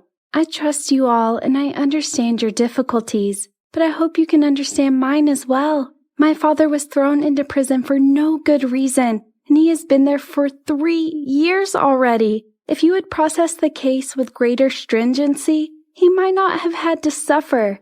I don't want anything else. I just want him to be released as soon as possible. He's old, and he's not in the best of health now." Captain Gray was remorseful, even though he hadn't been in charge of the case years ago. "Miss Eisenberg, I will close the case as soon as possible, even if it means working overtime and overnight." At night, the group stayed in the Park Regis Hotel. Aaron had booked 2 presidential suites. Marvin, Kiera, and Jeffrey were staying together while Aaron and April were staying separately. When they checked in, Aaron had a bit of conflict with Jeffrey. "I have to stay with my sister." Jeffrey carried his luggage and walked over to the suite that Aaron and April were staying in. Aaron frowned and blocked his path. "I want to spend some time alone with your sister. You already have a child together. What time alone do you need?" Jeffrey looked over at April's pretty face casually. "Are you two still planning on doing things? Didn't the doctor say that the pregnancy isn't stable yet?" April's cheeks were fiery hot. "What are you thinking about, you little kid? You can stay wherever you please." "April?" Aaron's voice was low. "You don't like me, brother-in-law?" Jeffrey said suddenly. Aaron was shocked when he called him that. He had never addressed him that way before. He must have an ulterior motive. He turned to look at April, and she was frowning. "Of course not. I'm staying with the 2 of you then. I don't want to stay there because of Kiera. She's a lady after all, and we're not familiar with each other. I don't want to cause any inconveniences to her." Jeffrey paused and said, "Sister, although we have acknowledged each other, we have never spent time living together. I think this is a good opportunity for us to interact with one another, and let me have a taste of what it's like to have an older sister." April's heart ached when he said that, and she quickly nodded her head. "You're right. Let's stay together then. Let me take care of you." "Thank you." Jeffrey grinned and looked at Aaron before walking briskly into the suite and picking a room for himself. Aaron was glaring at him from behind. Someone tugged on his shirt. He looked down to see April staring at him. "Aaron, you don't like Jeffrey?" "No, nothing of the sort." Aaron denied it immediately. "I'm very happy to have a younger brother like Jeffrey." April looked at him for a moment before bursting into laughter. Fake! Aaron was frustrated, so he decided to tell her the truth. April, it's not that I don't like him. I love anyone who is in your family. It's just that I want to spend time alone with you, especially since our baby princess is coming soon. April sighed. We both have our own family. We can't possibly spend every single minute together. Jeffrey was right. Although we have acknowledged each other, we haven't really spent time together. I hope I can use this opportunity to get to know him better. All right, I understand. Erin rubbed her head. Just like how I have no interest in Sylvia at all, usually. Poor Sylvia. April really wanted to know Jeffrey better. After dinner, her brother was sitting on the sofa watching an indie film. April walked over to find him taking notes on his notepad. What are you doing? This movie was nominated at the Cannes Film Festival this year. I wanted to figure out the essence of the film so I can study it in greater detail, Jeffrey said. April was heartened to see her brother so passionate about learning. He was just like her. Jeffrey, why do you want to be a director? I always ran around with Miss Diaz when I was young. I've been interested in the industry since then. Jeffrey smiled. Miss Diaz? Your mother. My mother? She's your mother too, April thought. April sighed. No wonder Jeffrey didn't like to call her sister. Why would you call her that? She's too stupid. I've called her Miss Diaz since I was young, and she was okay with it. Jeffrey sighed. Her dishes are horrible tasting, and she always loses her things and doesn't tidy up her room. She gets tricked very easily, and she's very obstinate about things. April was stunned. I didn't know Mother was like that. Jeffrey grunted casually. You must have had to deal with a lot as a child. April reached out to tousle his hair. His hair was soft and fine, and it was smooth to the touch. Jeffrey was stunned at her gesture. He glanced over at her, and her pretty face was glowing. He lowered his head like an obedient puppy. What are the two of you doing? An angry voice shouted, breaking the serene silence between them. The two of them turned to see Aaron marching towards them. He squeezed in between them to keep them apart. Jeffrey had no choice but to move to the side. He spoke in a low voice. She's pregnant. Can't you be gentler? Don't crush her. She is my woman. You don't have to tell me that. Aaron picked up April's hand and put it on his head. If you want to touch someone's head, touch mine. My head is itchy. He was getting more and more childish. Jeffrey was speechless. She is my sister. She can't even touch my head? Brat. If you want someone to stroke your head, you should go find yourself a girlfriend. Aaron closed his eyes happily. You will know once you get attached. Don't encourage him to get into a relationship so early. April glared at him. Aaron continued. It's normal to date in university. Maybe he will find someone once school starts. He might even give you a nephew before he graduates. Lame.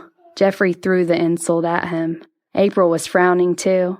If she had a nephew before he even graduated, she would truly have a headache. She was already a bad example. Her brother shouldn't follow her footsteps. Stop talking and watch the movie, April reminded him. The three of them watched the movie together. April enjoyed the film as she thought that it had a good twist and an interesting plot. Aaron was thoroughly bored on the other hand, almost falling asleep on the couch. Not nice. Let's change the channel. Aaron picked up the remote control and said, Let's continue watching the war movie we were watching the last time instead. April was about to cry. Jeffrey frowned. No war dramas. The one I watched was not too bad, Aaron said. Brat, I know you grew up overseas, but you should cultivate your patriotism. Jeffrey was a little shocked. Aaron sounded like an old man. He was an old man indeed. Thank you. I know how the history of our country. I don't need you to tell me that. Uncle, maybe you two can go upstairs to watch it, Jeffrey suggested. Wait, what did you just call me? Aaron's face instantly darkened. I feel like you're my uncle, Jeffrey blinked. April laughed so hard. Why are you laughing? Aaron said through clenched teeth. He had never seen such an unpleasant boy. Compared with him, Sylvia was much more adorable. April tried very hard to stop laughing, then said, "Uncle, why don't you go upstairs and watch the play alone? I want to stay here and finish watching this movie." "Are you taking his side?" Aaron got angry. That was outrageous. As his woman, she should have taken his side unconditionally. "It's not like that. I don't like watching anti-Japanese plays about war either," said April. "I love my country. I just simply have no interest in wars." "You enjoyed that drama with me on my birthday night." "Do you really think that I enjoyed it?" April responded embarrassedly. Aaron thought for a moment, then said, "I don't remember. Anyway, you should like everything I like. The films I watch are all high-quality ones. Don't always watch those pointless things." "All right, I'm a pointless person. Just go upstairs." April pushed him. Aaron was pushed slightly forward, then angrily went upstairs. She had asked him to leave because Jeffrey was keeping her company. Aaron was angry and felt that he had lost face. After Aaron closed the door of his room, Jeffrey turned to say to April, "Where did you find that freak?" April laughed. "He's a freak indeed. But you'll be happy to spend time with him when you really know him. You don't understand. You've never fallen in love with someone. You'll know when that happens." Jeffrey stayed silent. He believed that the woman who could be attractive to him didn't exist. April finished the movie with Jeffrey, then went upstairs at 10 p.m. Machine guns were roaring on the television when she entered the room. Aaron was lying on the bed. As she came in, he gave her a glance, then proudly turned around. He only wore a pair of pajama pants with his upper body bared. Leaning against the cushion, his waist looked slim and muscular. His butt looked firm and round. Even his back was attractive. April smiled, got onto the bed, and put her left hand on his waist, saying, "Aaron, why are you so angry? I didn't watch the war drama with you, that's all." Since she got pregnant, her body temperature was higher than usual. As she put a hand on Aaron's skin, Aaron immediately felt the warmness from her. He turned around, looked at her coldly, and said, "Call me uncle." April burst into laughter. She held his face with both hands, kissed him on the cheeks, then said, "Uncle, I'm still young. I love romantic films, and I don't like war-themed plays. I watched it with you that day because it was your birthday, and I didn't want you to be unhappy." Aaron was so unhappy. Anti-Japanese war plays were so tasteful. He couldn't understand why she didn't like them. "Never mind, I understand. Not everyone can be as tasteful as I am." Aaron nodded grumpily. "But you took Jeffrey's side. Can that film he watched be called a film at all? It was too dull." "It's dull, but interesting. You need to think really hard when watching it," April said. "And it has been shortlisted for Cannes." Aaron stayed silent. He did not approve of her words. Some foreigners thought highly of their own evaluation criteria for artworks, as if they knew better than anyone else. And some young, shallow Americans like to blindly follow foreigners. There is a gap in our preferences of films and TVs. Maybe we shouldn't watch TV together again. April kissed him again, then went to take a shower. When she came out, Aaron abruptly said to her, "April, even if I'm an uncle, I'd be a very handsome uncle." April was falling asleep, but hearing his words made her wide awake. Aaron turned, looked at her in the eyes, and said, "Even though your taste is not as good as mine, I have decided to tolerate you since I have already chosen to be with you. From this day on, I will try to lower my taste for you and watch those brainless romantic films together with you." April stayed silent. Those were some touching words, but somehow she wanted to hit him when hearing them. All right, just sleep. I'm tired." April buried her face in his arms and stroking his back to signal him to stop talking. Next morning, 8:30. The breakfast was served at 9. When Aaron and April were ready for it, Jeffrey hadn't woken up yet. "I'm going to wake him up."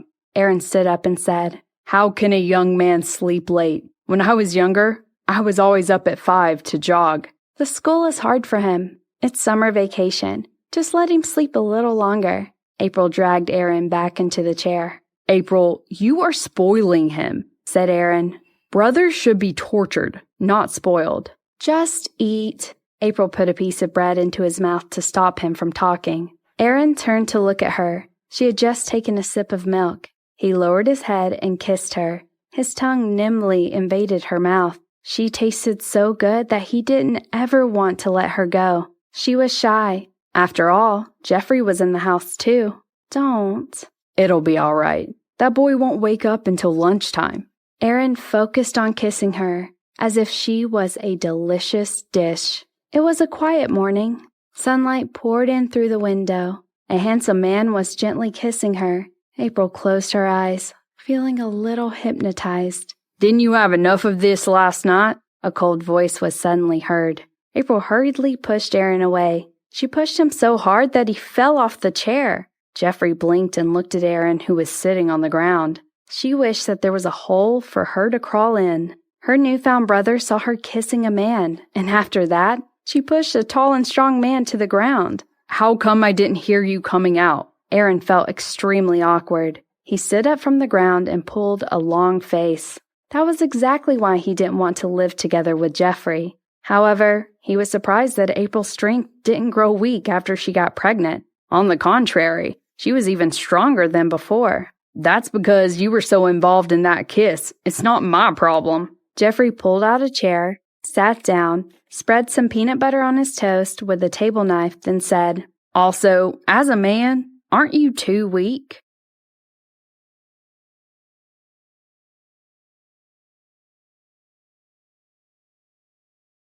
Aaron laughed cruelly. Look at your physique. You definitely don't stand a chance against your sister. She can surely throw you out on the streets without breaking a sweat. Don't blame others for your weak build. Jeffrey teased him. You tell him. Aaron was glaring at April expressionlessly. April rubbed her nose. To save her boyfriend from embarrassment, she had to tell the truth. I am pretty strong. I think I could carry your brother-in-law around for about 1.5 miles. Jeffrey was stunned. I don't think I need to worry about you bullying my sister then. April lowered her head awkwardly. Aaron patted her hand and smiled. I like that you were as strong as a bull. As strong as a bull? Couldn't he phrase it in a more flattering way? Jeffrey was holding back his laughter as he chewed his toast. Aaron was peeling an egg for April, and April was about to take it from his hands when he insisted on feeding her. Jeffrey had a headache watching them exchange sweet gestures like this in front of him. Aren't you two adults sick of this? April blushed, but Aaron was aloof. Boy, you will know when you get into a relationship. You will wish for no one to be around except for your partner. No one else matters. Are you hinting at me to leave? Jeffrey raised his eyebrows and turned to April. Sister, he doesn't like me. Don't listen to him. Let me peel an egg for you. April smiled and peeled a hard-boiled egg. Aaron quickly intercepted it as she handed the egg over to Jeffrey. April's eggs are the best. Aaron's expression was bright. They were both speechless. This brother-in-law was like a fool in love and very childish. There was no news from them from the precinct, and Aaron had already taken leave from work. They didn't have any plans in the afternoon, so they stayed back at their suite. April was keen on getting to know her brother better, so she was following Jeffrey earnestly. Jeffrey, what are you playing? Let's play together. Rules of Survivor? Great. I downloaded that game too. Which server are you on? Aaron looked at the two of them in the shade of the tree and he felt neglected. I'll play with you guys too. I thought you didn't play games, April said. Aaron looked at her lovingly. You want to get to know Jeffrey better, and I want to know him better too. April was touched and invited him along. She regretted it after 5 minutes. Aaron was throwing a tantrum. Where on earth am I? I've been running for a long time now. Where is everyone? This game is so boring. I found a supply bag again, but it's practically useless. Forget it. I'm out. It's too boring. April, shall we go and take a walk in the garden? He switched off the game and pulled April up. She wanted to hit him. She was still in the middle of the game and he had interrupted her. Jeffrey rubbed his ear and looked at them coldly. Please take him away. His brother-in-law was too noisy. After about an hour, Jeffrey was tired of playing the game. He changed into swimming trunks and went to take a dip by the pool. 5 minutes later, April walked over to the poolside. Although the boy was not as agile as Aaron in the water, it was still rather peaceful watching him. Jeffrey, do you want some fruit? April asked. Jeffrey stopped in the water and looked up at her. His short hair was stuck to the sides of his face, and he looked even prettier than a woman. What about him? He's doing some work upstairs. April smiled gently. Jeffrey's expression softened and he nodded his head. April wanted to take care of him well, so she cut up all sorts of fruit like honeydew and watermelon. When she brought the fruit out, she waved happily at Jeffrey. Jeffrey started swimming towards her. She was neatly placing toothpicks on the cut fruit when a hand reached out from behind. April, you're so sweet. You cut fruit for me when you know I had to work hard. Aaron picked up a piece of watermelon. He was purposely picking out the big slices. April was stunned. This is for Jeffrey. What do you mean? Have you forgotten about me now that you have a brother? Aaron looked at her grumpily. April shut her eyes. Fine, you can have some too. She had completely underestimated the man's appetite. By the time Jeffrey sat down, there was less than half of the bowl left. There was only one sad piece of watermelon in the bowl. Don't say that I mistreat you. I left a piece for you. Aaron picked up another piece of honeydew. It's so hot today. Feels good to have some fruit. Jeffrey frowned before snatching the bowl away. Aaron frowned, but April glared at him. You've already had so much. Leave some for him. All right. Aaron put his toothpick down. Are you swimming? I haven't swum in so long. Let's have a friendly competition. He undressed himself quickly and revealed his strong body. He looked at Jeffrey and said, If you want to win over a woman, you need to get bigger. Your body looks too weak and frail. Jeffrey had a few bites of honeydew and handed the rest over to April. Have some too. It's difficult to cut up so much fruit. April was pleased, and she stroked his hair. Jeffrey, you're so nice. She turned to glare at the man beside her. Not like someone else who only cares about himself. Aaron cleared his throat awkwardly. Jeffrey made him look like a thoughtless man. April, I was planning to save some for you too, but he snatched the bowl away. Aaron tried to defend himself. Jeffrey said coldly, You had half a bowl to yourself. If I had come any later, you would have finished the entire bowl. Oh well, you rely on your body to win over a lady. You should eat more. Aaron jumped into the water and said coolly, Let's do 2 laps before I go cut up some fruit for your sister. Why should I compete with you? Jeffrey's expression was proud. Are you scared? Aaron raised his eyebrows. Fine. Jeffrey jumped into the water. April had a headache. Be careful, boys. Don't worry. I just want to get to know your brother better through swimming. Aaron smiled at her. The competition began, and the two of them launched from the ends of the pool like arrows. April knew that Aaron was a good swimmer, but Jeffrey wasn't half bad too. His stamina got the better of him at the end as he slowed down and the distance between the two of them lengthened. Aaron jumped out of the water using his hands as support. He climbed onto the ledge agilely. Jeffrey reached the edge of the pool, then raised his head to find Aaron standing on the ground showing 2 fingers. His face filled with pride. Jeffrey wiped his face with a hand, feeling unhappy. He wanted very much to hit him. April saw that too. She sneakily walked behind Aaron and pushed them into the water without mercy. Jeffrey smiled. The water splashed everywhere. Aaron raised his head from the water and glared at April. April! Jeffrey's never served in the army and he's much younger than you. You can surely beat him. That's nothing to show off about. After saying that, April turned and left. April, wait for me. I'll cut fruit for you. Aaron quickly got up out of the water and put on his flip-flops and followed April. Jeffrey sighed. Those two could really make a lot of noise. He was planning to be the third wheel between them, but now he started feeling annoyed. Before, he worried that Aaron might mistreat April. However, he turned out to be like April's shadow. Aaron cut open a fresh melon. April glanced at the swimming pool and said helplessly, I was going to do some brother-sister bonding with Jeffrey. Why do I see you everywhere? I want to be with you whenever I have time. That has become an old habit, Aaron said while cutting the melon. You can do the bonding. I wasn't interrupting you. You weren't, April thought. We'd only started bonding for like 3 minutes and then you dragged me away. April sighed and put a hand on her forehead. She told herself that it was all right. She had plenty of time to spend with Jeffrey in the future. Marvin and Kiera joined them by lunch. I'm moving to your suite this afternoon, Jeffrey informed Marvin. April gave him a worried look. What's wrong? Marvin asked, smilingly. This place is very noisy, Jeffrey explained in a vague way, then went back to his room to pack his belongings.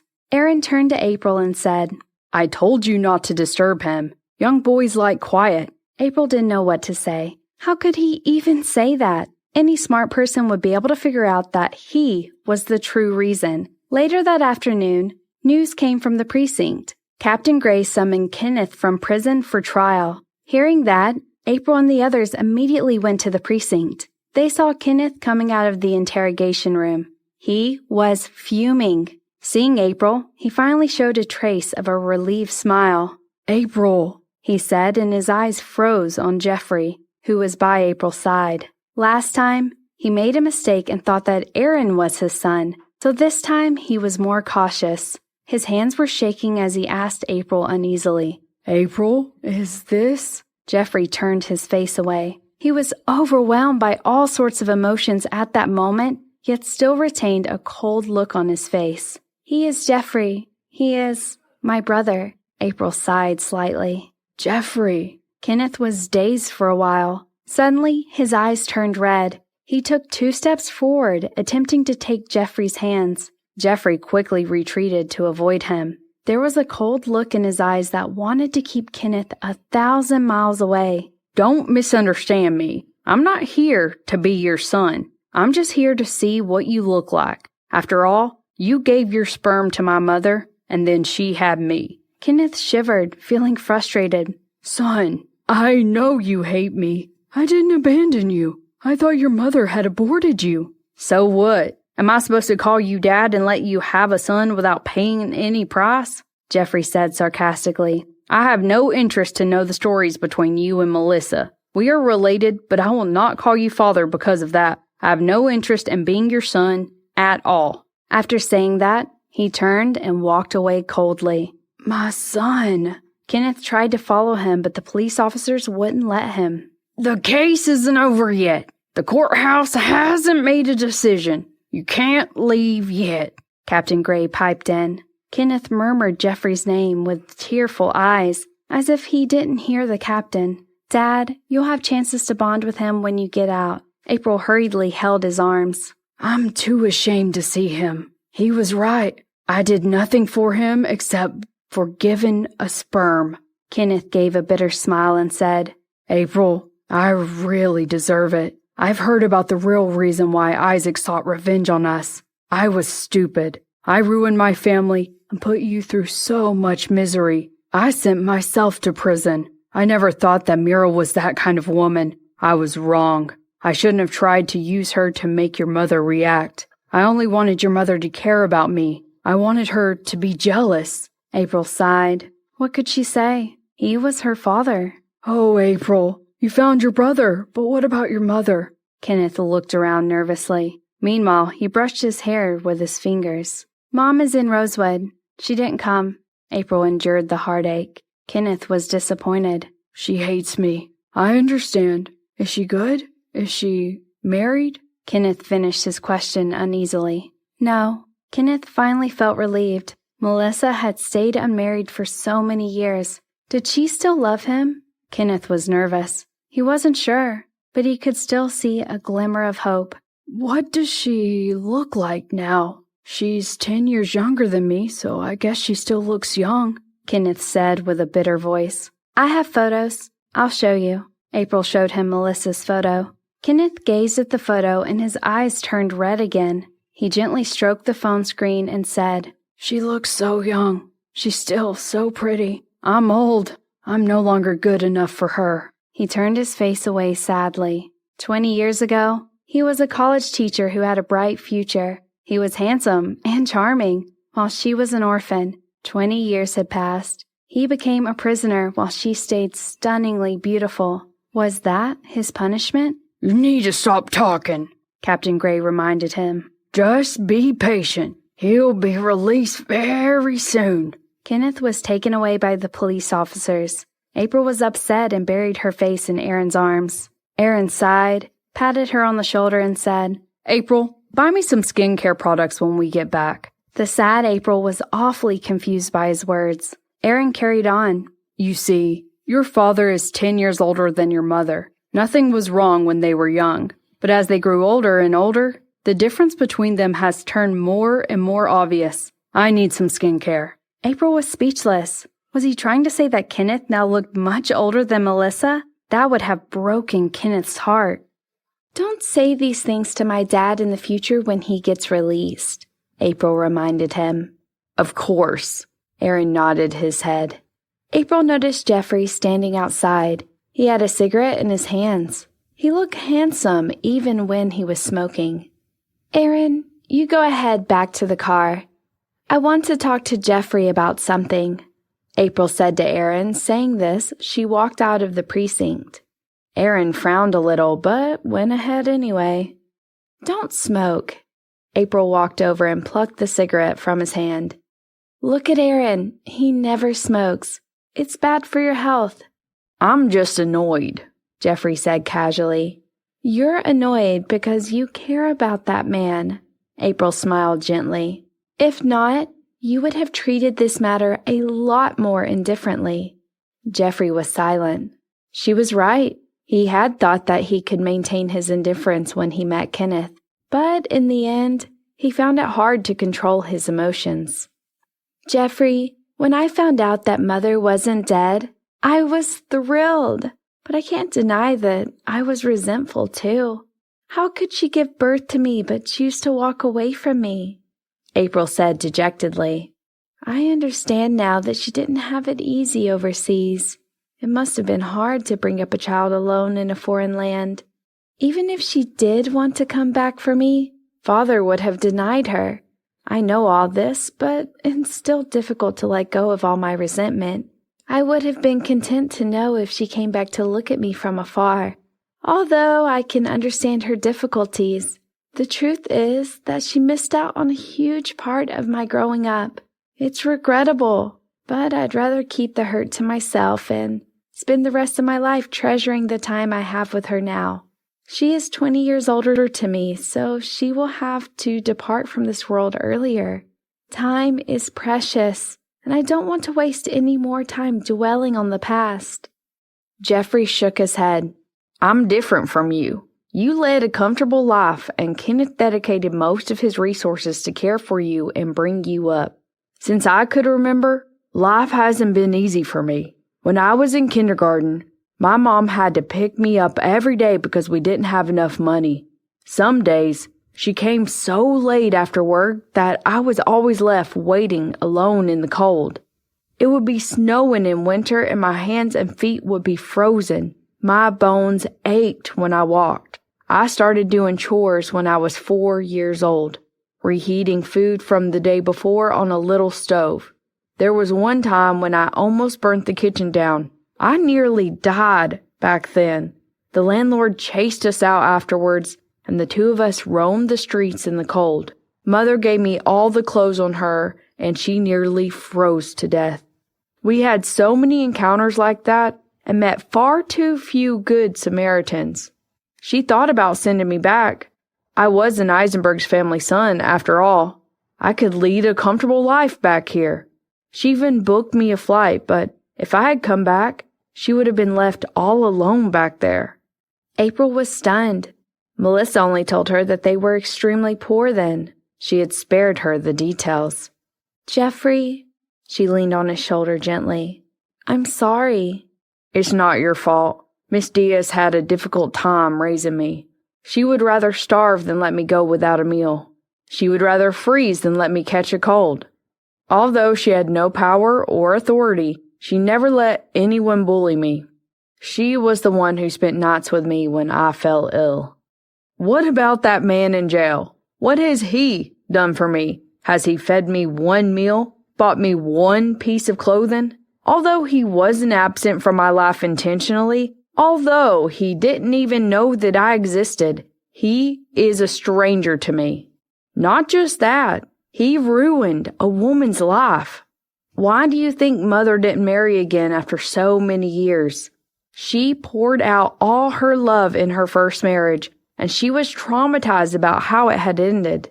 She couldn't trust love again, so she never found another man, because she was locked up in the room in the past. She developed claustrophobia. She can't be in a closed space by herself now. Kenneth might have been a good father to you, but to me, He is just a loser who let my mother down." April was quiet. She had wondered why Melissa never remarried. She thought that Melissa couldn't forget Kenneth. She had thought wrongly. Jeffrey inhaled slowly. "I'm going back to Rosewood. I've seen him now. I think he will be released in a couple of days. Although he's my father, I'm not keen on having much interaction with him." Okay. Jeffrey packed his bags the moment he reached the suite and left promptly. He didn't ask Aaron to arrange anyone to drive him. April sat by herself on the balcony after he left. "What did you guys talk about? I thought you wanted to build your relationship with him." Aaron pressed his palms into her shoulder. "I can't go back and talk to him. There's no point in forcing him to stay if he doesn't want to." April was still looking at the dusky skies outside. "I've realized that I was much more privileged compared to Jeffrey. I should treat him nicer in the future." "Okay." They spent 3 days in Lukesville. Kira brought them good news from the police station. The trial of Isaac and Kenneth would be brought forward to the Supreme Court. The trial would start on Friday. Kenneth would be let out for sure. On Thursday afternoon, Aaron was in a video conference in the study when there was a ring on the doorbell. April opened the door expecting Kiera, but instead, she saw Mira through the screen. She was looking around the porch. April had only seen Mira once, and she had dressed clean, but today, she looked frazzled and disheveled. April hesitated to open the door, wondering how she got past the hotel security. The doorbell kept ringing until Aaron came down from the staircase. "Why aren't you opening the door?" "It's Mira," April said hesitantly. "She's probably here about Isaac." Aaron could sense her hesitance, but he opened the gates. "Let her in. She ruined your family after all, so let's take a closer look at her." Aaron quietly opened the door and led her towards the seating lounge. She caught sight of April and suddenly fell to the ground and bowed to her. April was pregnant and didn't dare to go any closer. Aaron watched her coldly from behind. After a while, she shuffled to April still on her knees and grabbing her pants. "Miss Eisenberg, I beg you, please let Isaac off. He's innocent. I ruined his life. It's all my fault. I shouldn't have lied to him. Blame me for everything. If you want revenge, take it out on me. I don't care if you send me to prison." April was angry. "You are pleading for mercy now? Have you forgotten the time your son sent my dad to prison and stole everything from me? Did you grant me mercy then? Now that Isaac is going to prison, you came to us begging for mercy? What's that called? You have only yourself to thank. That's called karma." "I didn't dare to tell the truth back at that time. I made up a lie. I shouldn't have. Isaac believed that lie. I really didn't have the courage to tell him the truth as our relationship finally turned better. I have talked to him. I told him not to hurt your family. I didn't know when he got close to you. I only found out about that after your father went to prison." Mira sobbed and pressed a hand to her chest. "I could only escape. I hid in a nursing home. When you came to find me, I wanted to tell the truth, but I was really afraid that I might lose him. Once I told you the truth, he'd go to jail because he had broken the law." "The law will not spare any criminal. Did you think that we'd never know the truth? He will have to spend a longer sentencing than my father did. It won't be too long a minimum of 5 to 10 years. You should know that." April scoffed and turned to her left. "Miss Eisenberg, you loved him after all. He loves you too." Mira was pushed away by Aaron before she could even finish. She fell to the ground and saw Aaron staring at her coldly and fiercely. She couldn't help but shiver. April laughed with anger. "I was so unlucky that I met him and let him fall in love with me. He's not even 30 yet. Is a couple of years too long for him? Because of you and your son, my father was nearly going to spend the rest of his life in prison. Don't let me see you again." The more I see you, the angrier and more disgusted I'll get. I even want him to be in prison until he dies." Mira trembled with fear. She pleaded to April endlessly. "Cast her out," Aaron said to Marvin. Marvin immediately dragged Mira up from the ground and headed toward the exit. "Wait," April abruptly asked a question. "Who's the father of that baby? What exactly happened between you and my father? I hope you can tell me the truth. At this point, you have no reason to make up more lies." Mira raised her head and responded with a bitter look. "I wanted to be with your father, but he didn't like me. Later on, I became a producer's mistress in order to become a star. I thought I'd become a star, but it turned out that he was only playing with me. I got pregnant.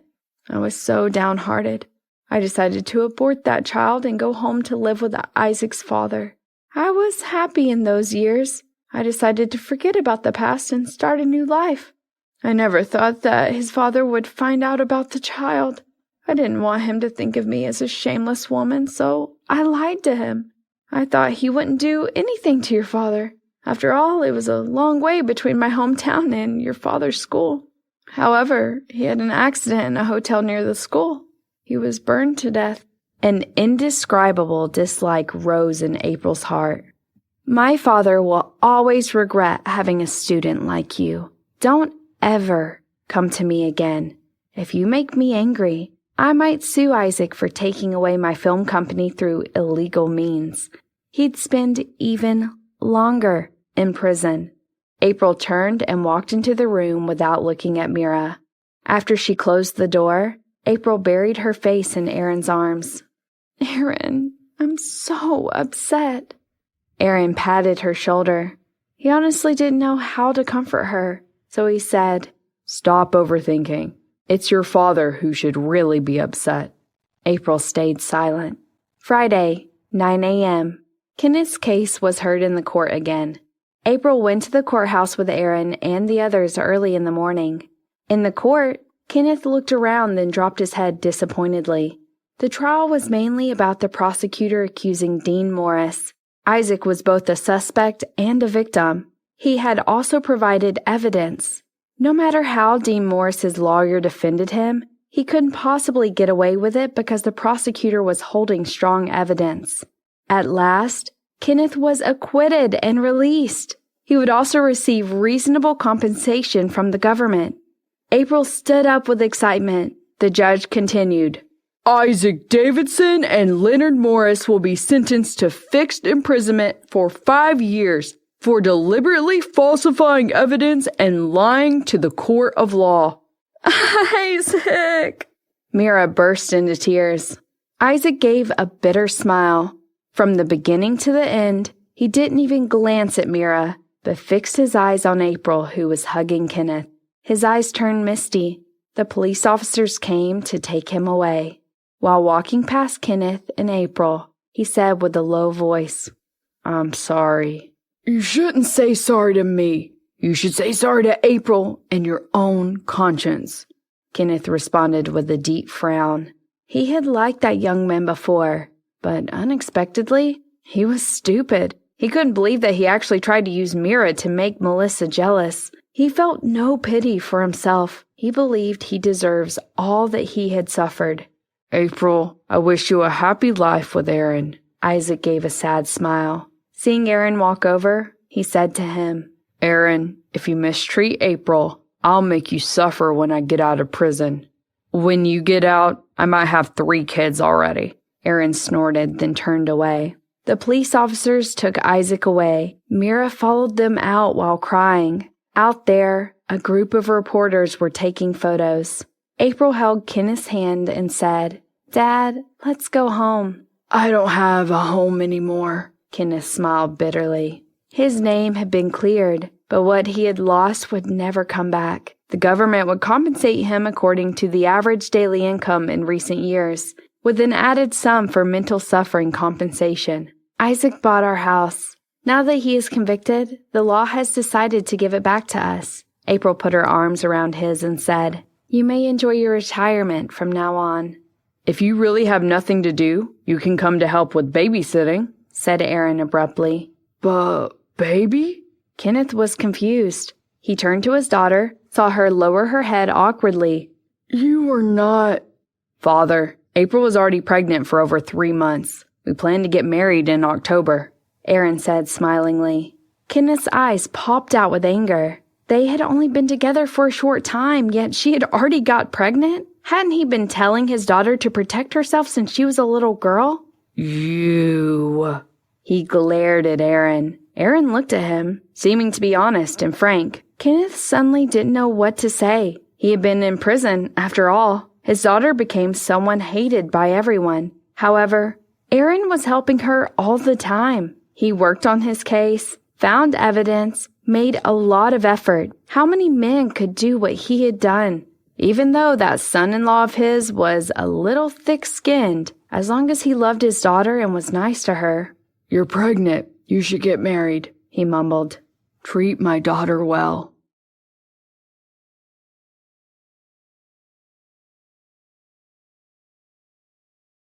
Absolutely, Aaron said happily. Come on, Dad. Let's get out of here. We're never coming back to this place again. A bunch of reporters eager to snap photos of them outside. Marvin drove over and they got in the car. Kenneth looked around and finally asked, Where's your brother? April could not bear to tell him the truth. Tears were welling up in Kenneth's eyes. He hates me, and he doesn't want to see me, right? Dad, Mother had a difficult time raising him on her own, especially when he was little. April stopped herself from speaking further. Kenneth nodded his head. I understand. I was a fool back then. I let them both down. Where's Jeffrey now? In Rosewood. Can we go there now? Kenneth said agitatedly. I want to see them, even if they hate me. I want to apologize to your mother until she forgives me. April was in a difficult spot. Dad, it's over between the two of you. You should move on too. Mother won't be too happy to talk about the past. Kenneth sighed. Oh, when we were young, we were very much in love. We hid our feelings from each other because of our pride. It has been years and I must explain myself to her. Even if she doesn't love me anymore, I'm okay with that. April could only nod her head. Even so, you're not in a rush to do it now. Let's go home first. When they arrived at their old home, they realized that the decor had stayed pretty much the same. When Aaron entered April's bedroom, he was triggered by many photos of her placed all over her room. Is Isaac sick in the mind? Let's remove them. April couldn't stand seeing the old photos as well. Aaron tore a photo from the wall. It was a picture of April kissing Isaac, and she looked happy and contented. He glared at the woman beside him. April didn't say anything and took his lips to hers as she proceeded to tear the photo into two. Aaron's expression lightened. When they were almost done with the photos, April turned to see Aaron sniffing the bed in her bedroom like a dog. What are you doing? She asked. He must have lain in your bed before. I can smell a disgusting stench. Your nose is like an animal's. Aaron threw out the bedsheet as well. Marvin brought a new bed cover and they changed to the new set. When they were done tidying up, Aaron carried April over to the bed. Aaron, this is the most relaxing day I've had in 3 years, April said introspectively. I've always wanted to redress my father's grievances, but I didn't expect this day to come so quickly. Thank you. Aaron patted her head. Only a simple thank you? What else do you want? I'm even carrying your child now, April said coyly. Aaron planted a kiss on her lips. April playfully bit his lips. Naughty. Aaron spanked her behind playfully with one hand, and his other hand quickly disappeared inside her pants. April shivered when she felt a tension in her lower abdomen. She was blushing now. Is your mother staying with Aaron? Kenneth suddenly walked in. The door wasn't locked. He was a little shocked when he saw them, and then a little angry. The two reacted quickly and sprung up. Aaron was thick-skinned, so his expression stayed the same, but April was embarrassed and her fair cheeks were bright pink. You brat! Kenneth was enraged. Although he already knew that April was pregnant, he was still upset to see his daughter being taken advantage of. It was like someone had stolen his beloved little girl. Aaron stood up immediately and said in all seriousness, "Dad, I'm helping April to scratch an itch. She said that her belly was itchy." How could he spout such nonsensical lies? Kenneth was angry. Did he take him for an idiot? His son-in-law was so shameless. April just wanted to move on from this embarrassing topic, and she asked quickly, "Dad, what were you asking me earlier on?" "I was asking where your mother was staying at now. Is she staying with Aaron?" Kenneth was a little embarrassed about his eagerness to find out about Melissa. "Nope," Aaron smiled. "She stays next to us. She bought a villa in our estate." Kenneth was stunned. He could tell how rich Aaron was. His estate property must cost a fortune. "Your mother, what does she do now for a living?" Kenneth stuttered with embarrassment. April told him the truth. She makes short films and does photography as a side job, but she owns a couple of well-established estates. She is the illegitimate daughter of the Diaz family. They reunited 5 years ago, and she inherited their assets. Aaron added, "The Diaz owns the world-renowned steel company." Kenneth was silent. He looked happy, but tears were welling up in his eyes. "That's good. Your mother was an orphan, and she always wanted to reunite with her family. I'm glad she has found her own clan now. Her status has changed dramatically as well." Now he was an ex-convict and jobless. He'd lost his company too. Melissa was in a good place, but she was out of his league now, like how he used to look at her from above. It was retribution on him. Fate was playing a cruel joke on him. April was a woman. She didn't understand why her father fell silent suddenly, but Aaron could understand his feelings. "Dad, you were framed back then. I will find a way for you to regain your position again." Kenneth was stunned and a tear escaped his eyes. "Aaron, well, the court made a mistake back then and wasted 3 years of your life and ruined your reputation. They can't just patronize you with 3 years' worth of salary. You should regain what belonged to you." Aaron patted his shoulder. "You were still young." "Am I still young?" Kenneth grimaced. "Of course, Dad. Although your hair has turned white, your skin has retained its elasticity. April and I will bring you to the hair salon tomorrow to dye your hair black, and you will look 40 again. I can tell that you must have been extremely dashing when you were young. Look at how beautiful and perfect April turned out. Although you're older now, you are the most charismatic elder I have ever met." "Really?" Kenneth was glowing now. "Father, you are my father-in-law. I won't lie to you." Aaron smiled. Kenneth patted him on the shoulder and said, "Aaron, thank you. April is lucky to have you. You two carry on. I'll leave you two alone." "Father, thank you for educating April so well," Aaron said honestly. "I'm glad that you know." Kenneth gave a relieved smile. He was happy to know that Aaron was in awe of that. "I was strict on her indeed, yet still, you stole her away. If you mistreat my daughter or break her heart, I'll kill you, even though you just saved me. She's the bully between the two of us. I don't dare to disobey her," Aaron said with honesty. "Good boy. I'll leave you two alone." Kenneth patted his shoulder again. "Don't forget to close the door." April felt speechless.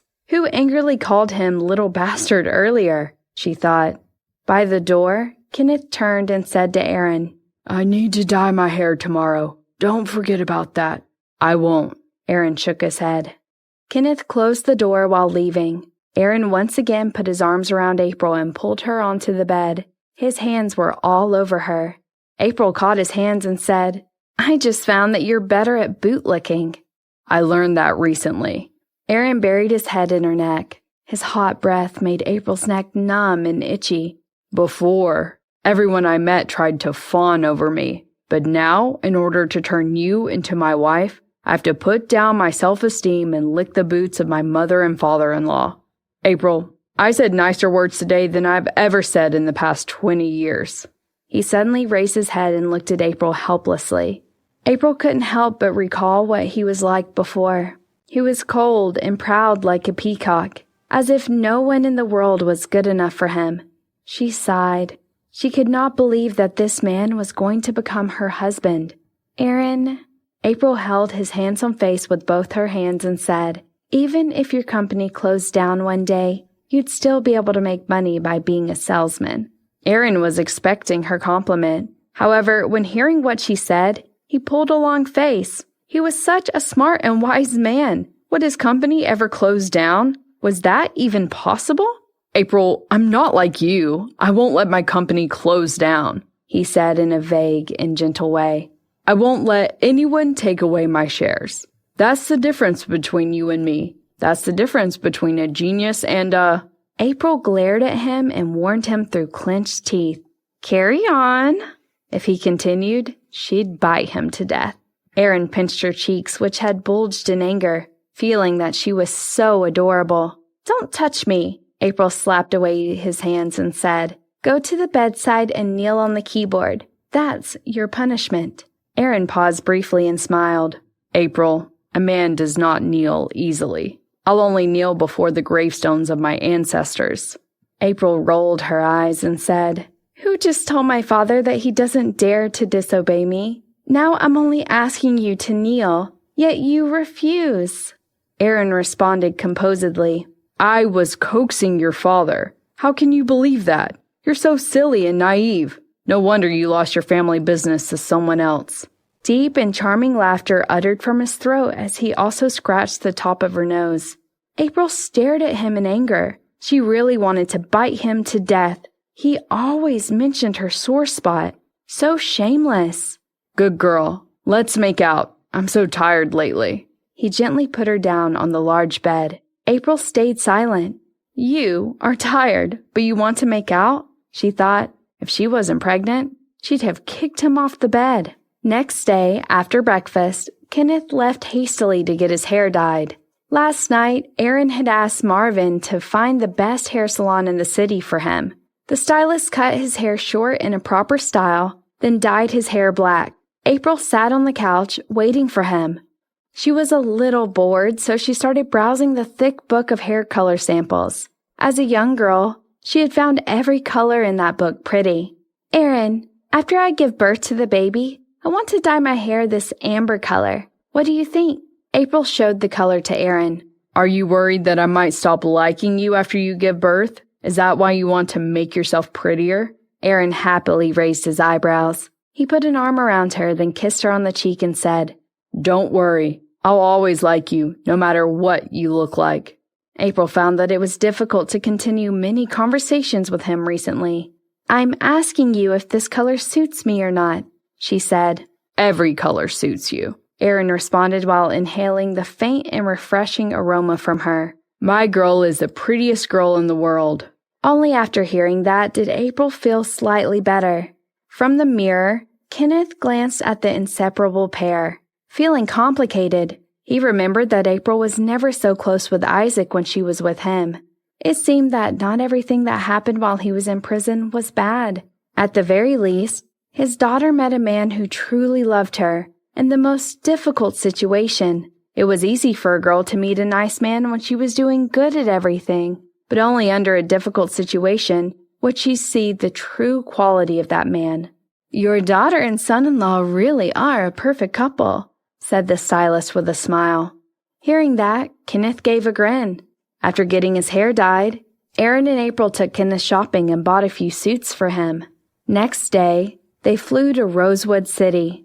Once the car had driven into the neighborhood, Kenneth started adjusting his hair and clothes, and also asked his daughter from time to time, April, do I look good? Is anything wrong? Nothing is wrong, April said. However, she was worried. Clearly, Kenneth wanted to get back together with Melissa. However, they had separated for decades and Melissa did not have that same plan. April, take me to where your mother and brother live, said Kenneth. April's head hurt. Dad, to be honest, Mom hates you. She even gets unhappy when hearing your name. I think maybe you should just live a separate life. Didn't you get through all those years without her? Kenneth smiled bitterly. He did get through all those years. He never thought about marrying another woman and wasn't able to develop any interest in any other woman. He told his daughter that she was dead. but deep down, he always wished that she would come back. Just take me there. Even if she yells at me, I'll listen to her. I've thought about it. I'll be happy even if she scolds me. It'll be better than losing her. She left me and I had no one to even argue with. Kenneth sighed. Once he said that, April and Aaron had no choice but to take him to Melissa's house and press the doorbell.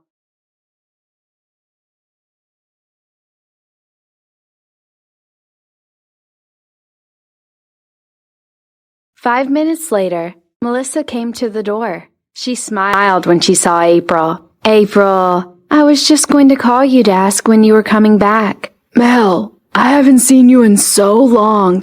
Kenneth suddenly emerged from the back. His eyes were filled with tears. Melissa froze and her heart sank. She wished to burn the man in front of her alive. But her daughter was around, so she had to keep a check at her emotions. "It disgusts me when you call me that. I wish I could change my name." Her personality was as ruthless as before. Kenneth felt relieved that she was still the same person he knew. I was in the wrong in the past. I was such a fool. I didn't know how to love someone properly. You can scold me all you want, and you can even punish me as you see fit. I can kneel on the washing board you prepared when we got married. Look, I brought it with me. With that, he opened a big bag and took out an old piece of washing board. Aaron was in shock. Kenneth had even brought the board along with him. He was in awe of his father-in-law. Melissa only felt angrier. "How many times have you knelt on the board? Not even once. Don't put on an act in front of me. You were always good at playing the victim since you were young. I was tricked by you. You are a wolf in sheep's clothing." Kenneth lowered his head. Melissa continued angrily. "Look at you now. Look how old you look. Don't you think I can't tell that you dyed your hair? I can smell that pungent smell of chemical on you. Your wrinkles are deeper than the canal. You look like you're 60 years old now. You're an ex-convict. Your assets can't compare to a smidgen of my wealth. Why should I take you back? Your family despised me for my family background. So now that I'm rich and happy, why should I be with an old bag like you?" She slammed the door in their face after that. Kenneth's face was pale. He felt shaky after her outburst. April held on to him anxiously. "Dad, I thought you said you were okay to be scolded by Mother, however she liked." Kenneth chuckled pitifully. I didn't mind the scolding, but she said that I looked old and called me out for dyeing my hair. Look at how well she has maintained herself. She was right. I'm so pathetic now. Why should she be with someone like me? April sighed. Her mother's tongue was comparable to Aaron. If her child inherited Aaron and her mother's personality, she would have an aggressive disposition. Many kids took after their grandma nowadays. Aaron, I probably won't need to use this board anymore. You can have it. Kenneth handed the board to him. If you do something wrong in the future, you have to kneel and beg for your wife's forgiveness. I didn't do a proper job when I was young. Now I don't even have the chance to redeem myself. Aaron took the board hesitantly. "Do you hear him?" April tried to hold back her laughter as she helped Kenneth back to the villa along with Aaron. After being away for days, she found that she had missed the city. For a while now, Rosewood City had become her home. At night, April posted a picture of the washing board on her social media. The caption read, "Grandfather's family treasure is a jade pendant, but my father's family treasure is a washing board." Sylvia commented, "Wow, the washing board really suits my brother." Caitlin said, "Wow, it really suits my son." David replied to her, "It actually suits me too." "Get away from me," Caitlin shot back at him. Jeffrey said, "Haha." Winnie said, "The washing board pales in comparison." Jennifer joked, "A good washing board." Richard replied to her, "I can give you one too." Jennifer replied, "Okay," with a smiley emoji. Aaron replied to Richard, "A pitiful man who can only flirt on social media." Richard replied to him, "Scram." April lay in bed giggling at the comments on her post. Aaron walked up to her after a shower. Maybe your dad will take the washing board back. April disagreed with him.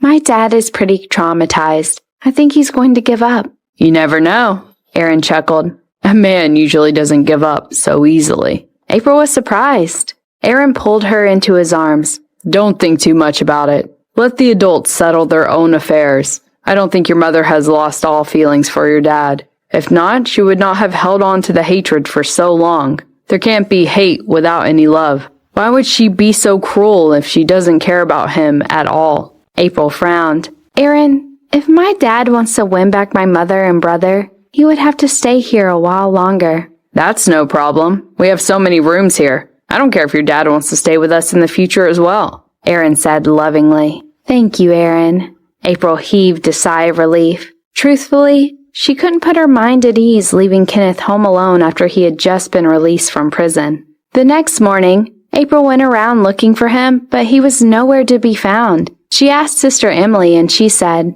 I saw him standing at your mother's villa when I went out to get groceries. April was surprised. Aaron was right. She was worried and went over looking for him to see him standing at Melissa's gates. She had the keys, but she was worried that Melissa would be upset if she just let themselves in. Dad, I thought you were going to give up, April asked him. Yeah, but I thought about the possibility of your mother with another man, and I was devastated. It would turn me crazy. I've decided that I must try my best even if she finds me old and ugly now. Kenneth waved her away. Leave me be. Go back home. I believe that I can impress her with my sincerity and determination. April had no choice, but she asked Sister Emily to deliver an umbrella and a stool for her father. She was worried that he would have a heat stroke in this weather. Initially, April thought that her father would only last a few days, but 2 weeks had passed and he showed no signs of giving up. David came over to discuss the guest list for their wedding, and he was shocked to see his determination. Isn't he afraid that he might get heat stroke in this weather? Sister Emily smiled. He did a few days ago. The security guard told me, and I rushed over with Derek. When I got there, however, we found that April's mother had already brought him inside. Mr. Eisenberg was even more motivated after that. He's acting like a young man in love. David was stunned and thought about his own situation. He had an in-depth discussion with Kenneth at dinner. Kenneth's expression changed when he found out that David cheated on his wife when he was young, and he said seriously, Since you already betrayed her, you should pay for the consequences of your infidelity. You should leave your ex-wife be. Hearing that, David instantly got angry. What makes you think that you can say that about me? Didn't you betray your wife and flirt with another woman when you were young? At least I managed to make my ex-wife and my parents get along well. I didn't really cheat on her. Besides, I did that because I wasn't mature enough. I used the wrong method to make her care about me. However, you betrayed your wife, both physically and mentally at the same time, Kenneth said straightforwardly. I never loved another woman, not even for a second. David sneered. At the very least, I didn't lose my family business to someone and put my daughter in a miserable situation, and I didn't force my ex-wife to leave the country. That is a personal attack. Kenneth got angry as well. I think you're doing the same. Dad, stop. April had lost her appetite. You two should sympathize with each other as you're in similar situations. Why are you fighting? No, we're not. Don't compare me to him, said Kenneth. David stood up angrily. I'm not stupid to flirt with another woman to make my wife jealous.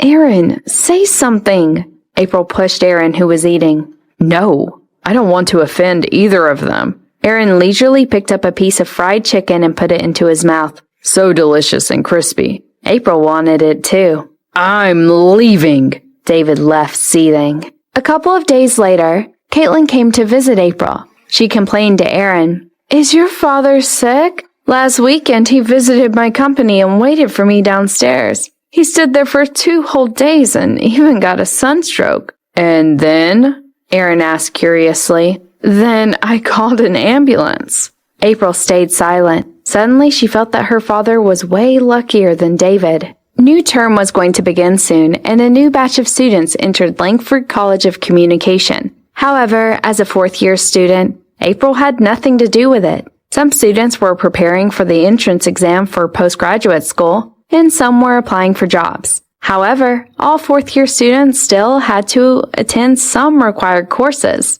Before the school term began, April moved back into her apartment so she could attend classes conveniently. Aaron and Kenneth escorted her to the apartment. Winnie frequently traveled to other cities for all kinds of events and commercial performances, so she was rarely home. Even though the apartment seemed to be empty, April made sure to restock her fridge with all sorts of food. About 5 o'clock, Kenneth took some food out of the fridge, then said to April, April, go and invite your mother and brother here for dinner. April and Jeffrey had occupied the whole floor, so the door was open. April went over to Jeffrey's and saw Melissa awaiting her. Seeing her daughter, Melissa gave a guilty look. April, I was here to see what you need, but your father, I don't want to see him, Mom, it's all right. I have everything I need. April glanced at the kitchen and saw that they weren't cooking. Aaron brought a lot of food. Let's have dinner together. Melissa frowned.